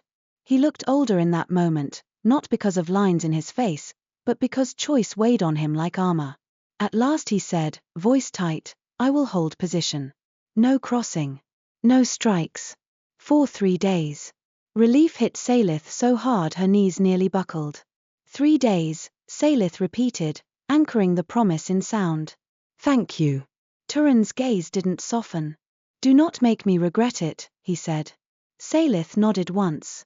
I won't. Turin turned sharply, barking orders to his men, repositioning, reinforcing, not advancing. Murmurs of discontent rose, but he crushed them with command. Saelyth exhaled shakily. Beside her, Veyl remained still. Only when the camp's noise receded did he speak, voice low enough that only she could hear. You stood, he said. Saelyth's throat tightened. So did you, she replied.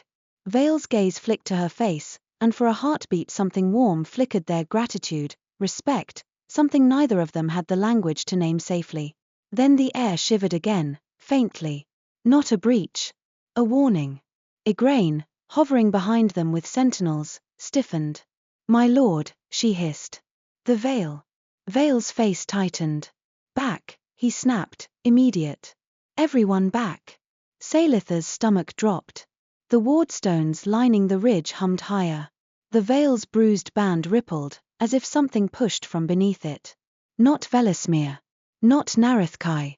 Something in between, something that belonged to the tearing. The air snapped. A small tear opened near the ridge stones, thin, sharp, spitting cold wind and a sound like distant wailing. Panic surged in both camps at once. Vellasmere soldiers shouted, raising ward light. Nareth-Kai sentinels cursed, drawing blades. Saelyth's heart slammed. This was the spark Orvanen had tried to create. Fear on both sides. A tear between. Saelyth lifted her hands, light surging. Veyl lifted his, shadow gathering. They looked at each other, no time for words. And in that instant, Saelyth understood what Act 3 had only hinted at. It wasn't enough to patch tears one by one. They needed to restore the Nightwell fully, restore the border's ability to hold warmth, before the Veyl tore itself into 1,000 mouths. Saelyth drew in a sharp breath and whispered, to Veyl alone, back to the well. Veyl's gaze hardened with grim agreement. He turned, shouting orders to Igraine to hold the ridge, to keep sentinels from striking, to dampen panic with hush. Saelyth turned toward Turin, shouting, no light spears. You'll widen it.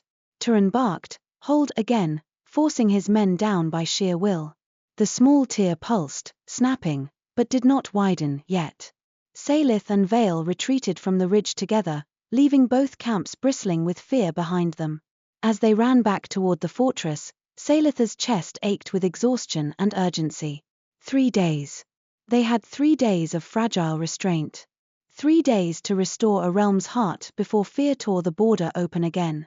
And beneath that ticking clock, Saelyth felt something else, quiet but unmistakable, settling into her bones. She was no longer trying to escape.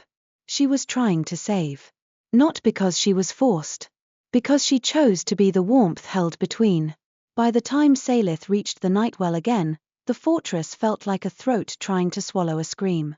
The wardstone's hum was steadier than it had been under Orvanen's twisting hand, but the strain remained an ache in the air, a constant thinness as if the world had been worn too often at the seam.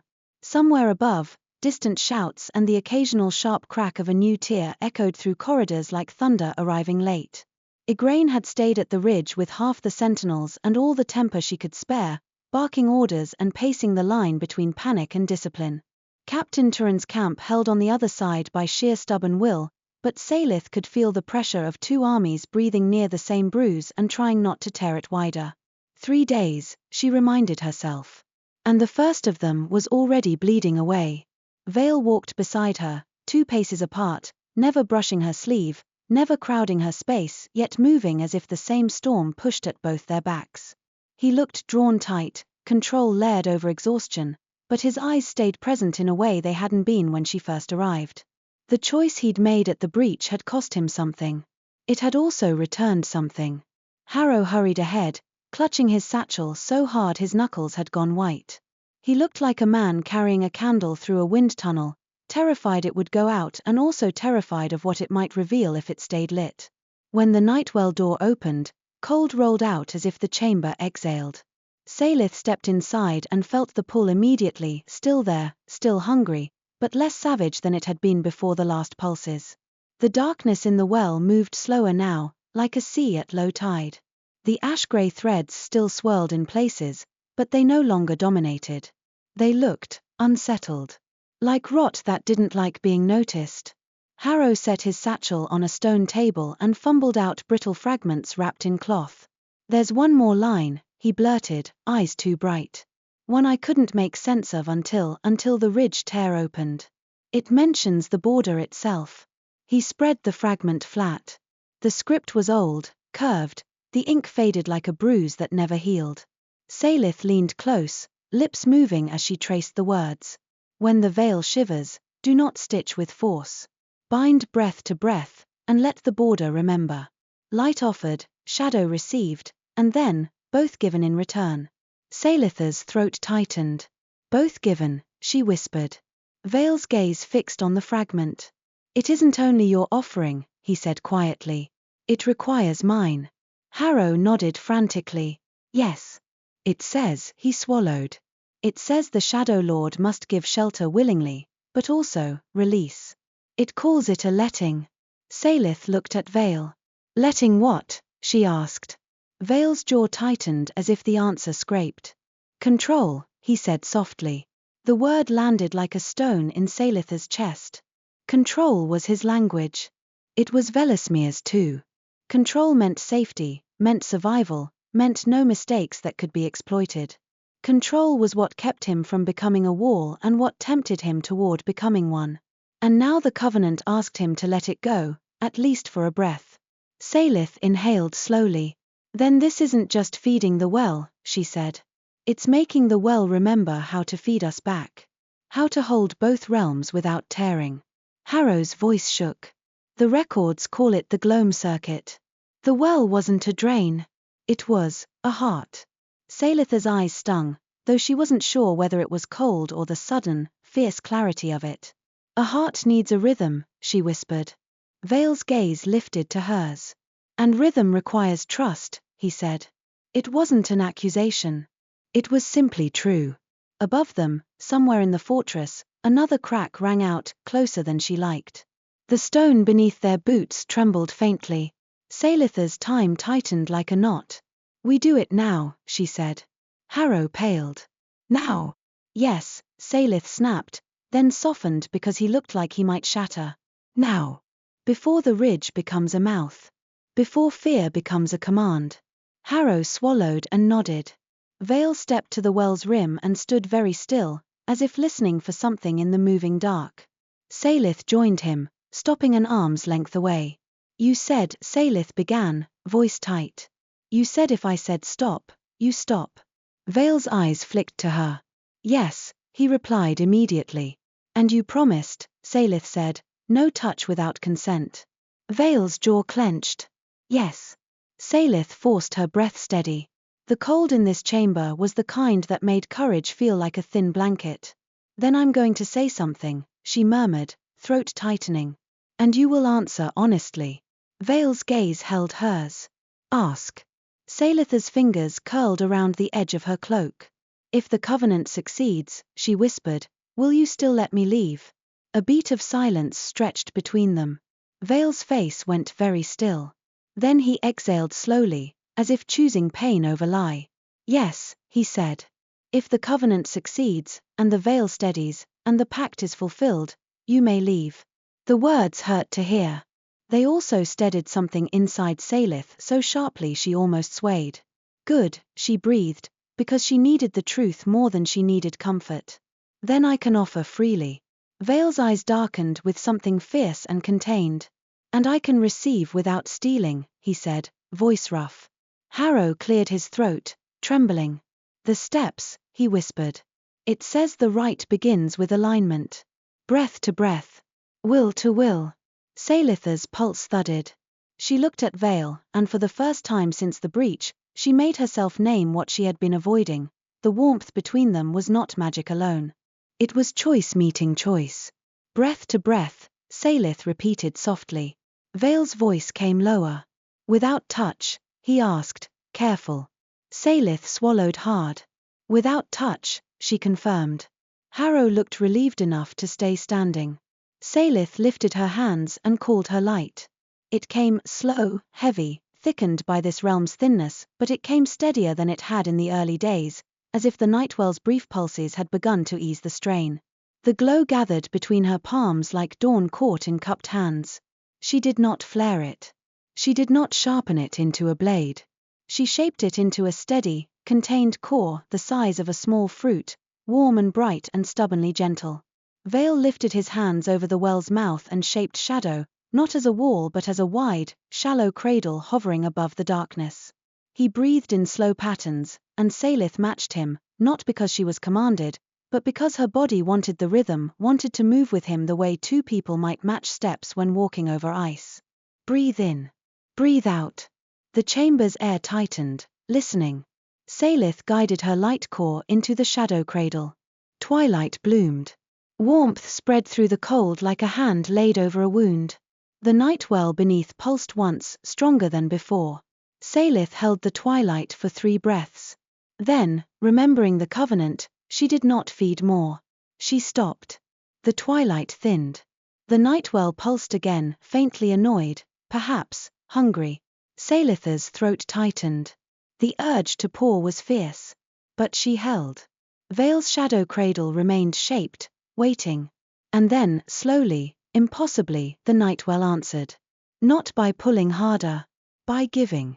A thin, soft mist rose from the well's mouth, not black, not white, but the color of dusk when the first star appears.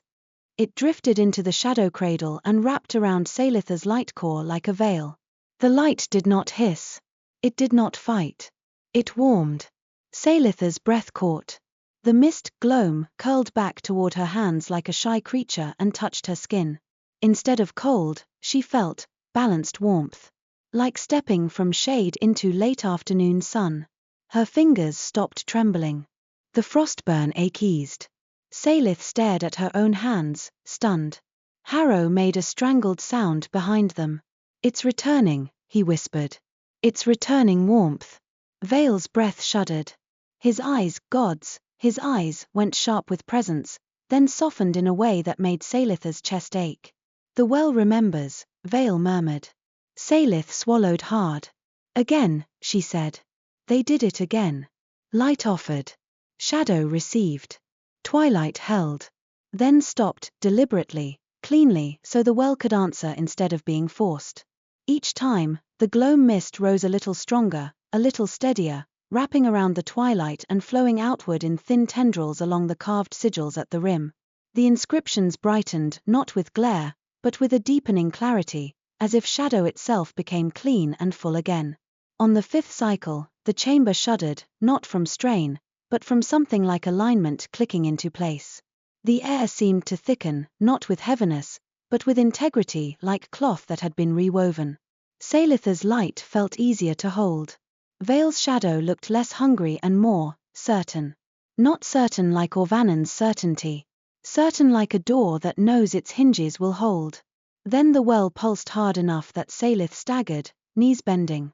A rush of gloam mist rose, thicker than before, and for a heartbeat Saelyth feared it would drown her light. Veyl's hands trembled. This was the turning point. The moment when fear could shove them toward force again. Saelyth's throat tightened. Veyl, she whispered. Letting. Veyl's jaw clenched. His eyes flickered toward the well's mouth, toward the deep moving sea.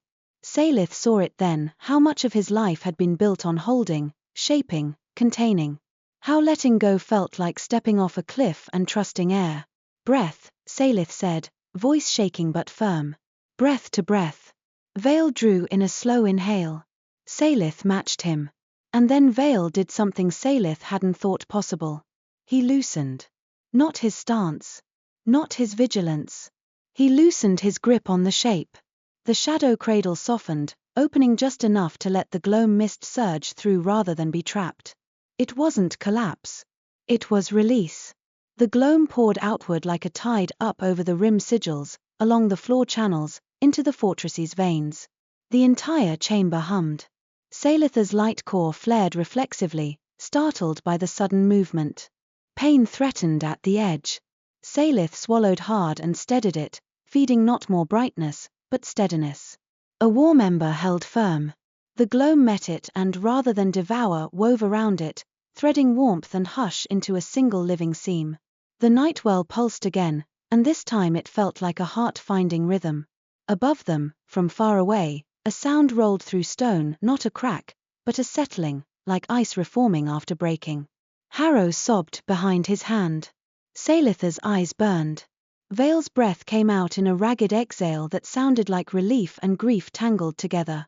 And then, faint, distant, unmistakable, the wardstone's high-rung hum shifted into a lower, steadier tone, as if the fortress itself stopped screaming and started breathing. The Nightwell's rhythm steadied. The Veyl, Saelyth realized with a shock of relief. The Veyl is thickening. She didn't have time to savor the thought. Footsteps pounded in the corridor outside the chamber, fast, urgent. The door cracked open, and Igraine shoved in, hair disheveled, eyes wild. "It's working," she gasped, almost furious with relief. The ridge tear shrank. The Veyl stopped shivering like a drunk. And her gaze snapped to Saelyth's hands, still glowing softly with held light. "And your captain is shouting himself hoarse." Saelyth's heart slammed. "Turin," she breathed. Igraine nodded. "He wants to see you. Now. Before his men decide he's gone soft and make their own choices." Saelyth swallowed hard. Her body still ached, but the ache was no longer hollowing. The gloam's return had warmed her bones in a way she hadn't felt since Vellasmere sunlight. She looked at Veyl. "We go," she said. Veyl's gaze flicked to the well, still pulsing steadily, still breathing gloam into the fortress veins. Then he nodded once. "We go," he agreed. Harrow stumbled after them, clutching his satchel like a relic. "The circuit," he babbled, half laughing, half crying. "It's beginning. The well will feed the wards, and the wards will later," Igraine snapped, then softened a fraction because even she couldn't hold scorn in the face of a realm's heart beating again. "Say it later." They moved fast through corridors that felt subtly different now. The hush wasn't frayed. It was smooth, present, yes, but not suffocating. The darkness no longer felt like a mouth. It felt like shelter. When Saelyth stepped outside toward the ridge, the air itself felt thicker, steadier. The bruised band of the Veyl was still visible, but it no longer looked like a wound about to split. It looked like a scar beginning to heal. Vellasmere's camp still bristled with banners and armor, but the men were less frantic now, their ward lights dimmer, their postures less on the verge of strike. Fear had not vanished. Fear rarely did. But it had been deprived of its favorite proof, the tearing. Captain Turin Volspring stood at the front, helmet under one arm, hair damp with sweat. His face was tight with command, but his eyes were searching. When he saw Saelyth, his shoulders eased sharply, relief breaking through like sunlight through clouds. "Saelyth," he said, voice rough. Saelyth stepped forward to the thin line where the Veyl held firm. "Turin," she replied. His gaze flicked to Veyl, and his jaw tightened again, but not with the same blind contempt as before. It looked more like caution forced to make room for reality. "The air," Turin said, frowning. "It's steadier." "It is," Saelyth said. "Because the Nightwell is remembering its rhythm." Turin's brows drew together. "The well," he repeated, as if the concept was something he'd heard in whispers but never believed. Saelyth lifted her hands and called a small light, gentle, contained. It came easily now, not dragging frost up her arms. She shaped it into a thin thread and let it hover in the air.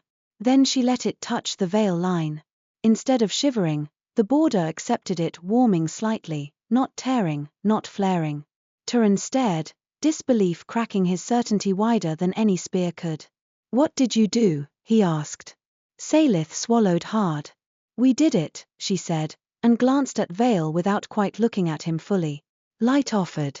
Shadow received. And the border, remembered. Behind Turin, a soldier muttered, "Witchwork." Saelyth's temper sparked, but she didn't waste it. She kept her voice steady. "If you call it witchwork, call it the kind that keeps your boots from falling through a tear," she said. "Call it the kind that keeps your men alive." Turin's gaze tightened, then shifted to Saelyth's face again. "Are you harmed?" he asked, blunt. Saelyth's throat tightened. She could have said yes, because being taken was harm. She could have said no, because she stood here whole. She chose truth that mattered. "I was taken," she said. "And I was furious. I still am. But I was not mistreated. I was not bound. I have a pact with his seal." She touched her sash where the folded paper rested. "And I chose to stand here because if I didn't, both realms would bleed." Turin's eyes searched hers, hard and hungry for certainty. Saelyth let him look. At last, Turin exhaled, slow, reluctant, honest. "The council will not like this," he said. Saelyth's lips tightened. "The council doesn't have to like it," she replied. "They have to live with it." A faint, strained sound escaped Turin, almost a laugh, almost a sigh. "You sound like Nareth," he muttered. Saelyth's chest tightened. "She taught me to hold boundaries," she said softly. "And to listen when borders speak." Turin nodded once, as if something in him settled. Then his gaze flicked again to Veyl, and his posture stiffened. Turin's voice dropped. "You," he said to Veyl. "Shadow Lord." Veyl inclined his head the barest fraction, still, controlled. He did not offer his hand. He did not step closer. He simply said, "Captain." Turin's jaw flexed. "If you cross again into Vellasmere." "I won't," Veyl said, voice flat. Turin's eyes narrowed. "You swear?"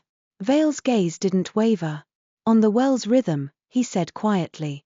"On the covenant we restored. I will not steal across the Veyl again." Saelyth's breath caught. It wasn't a formal oath. It was better. It was tied to the thing holding them all. Turin stared at Veyl for a long moment, then looked at Saelyth again. "And you," he said. "Will you come home?" Saelyth's throat tightened. This was the choice she'd asked Veyl to answer honestly.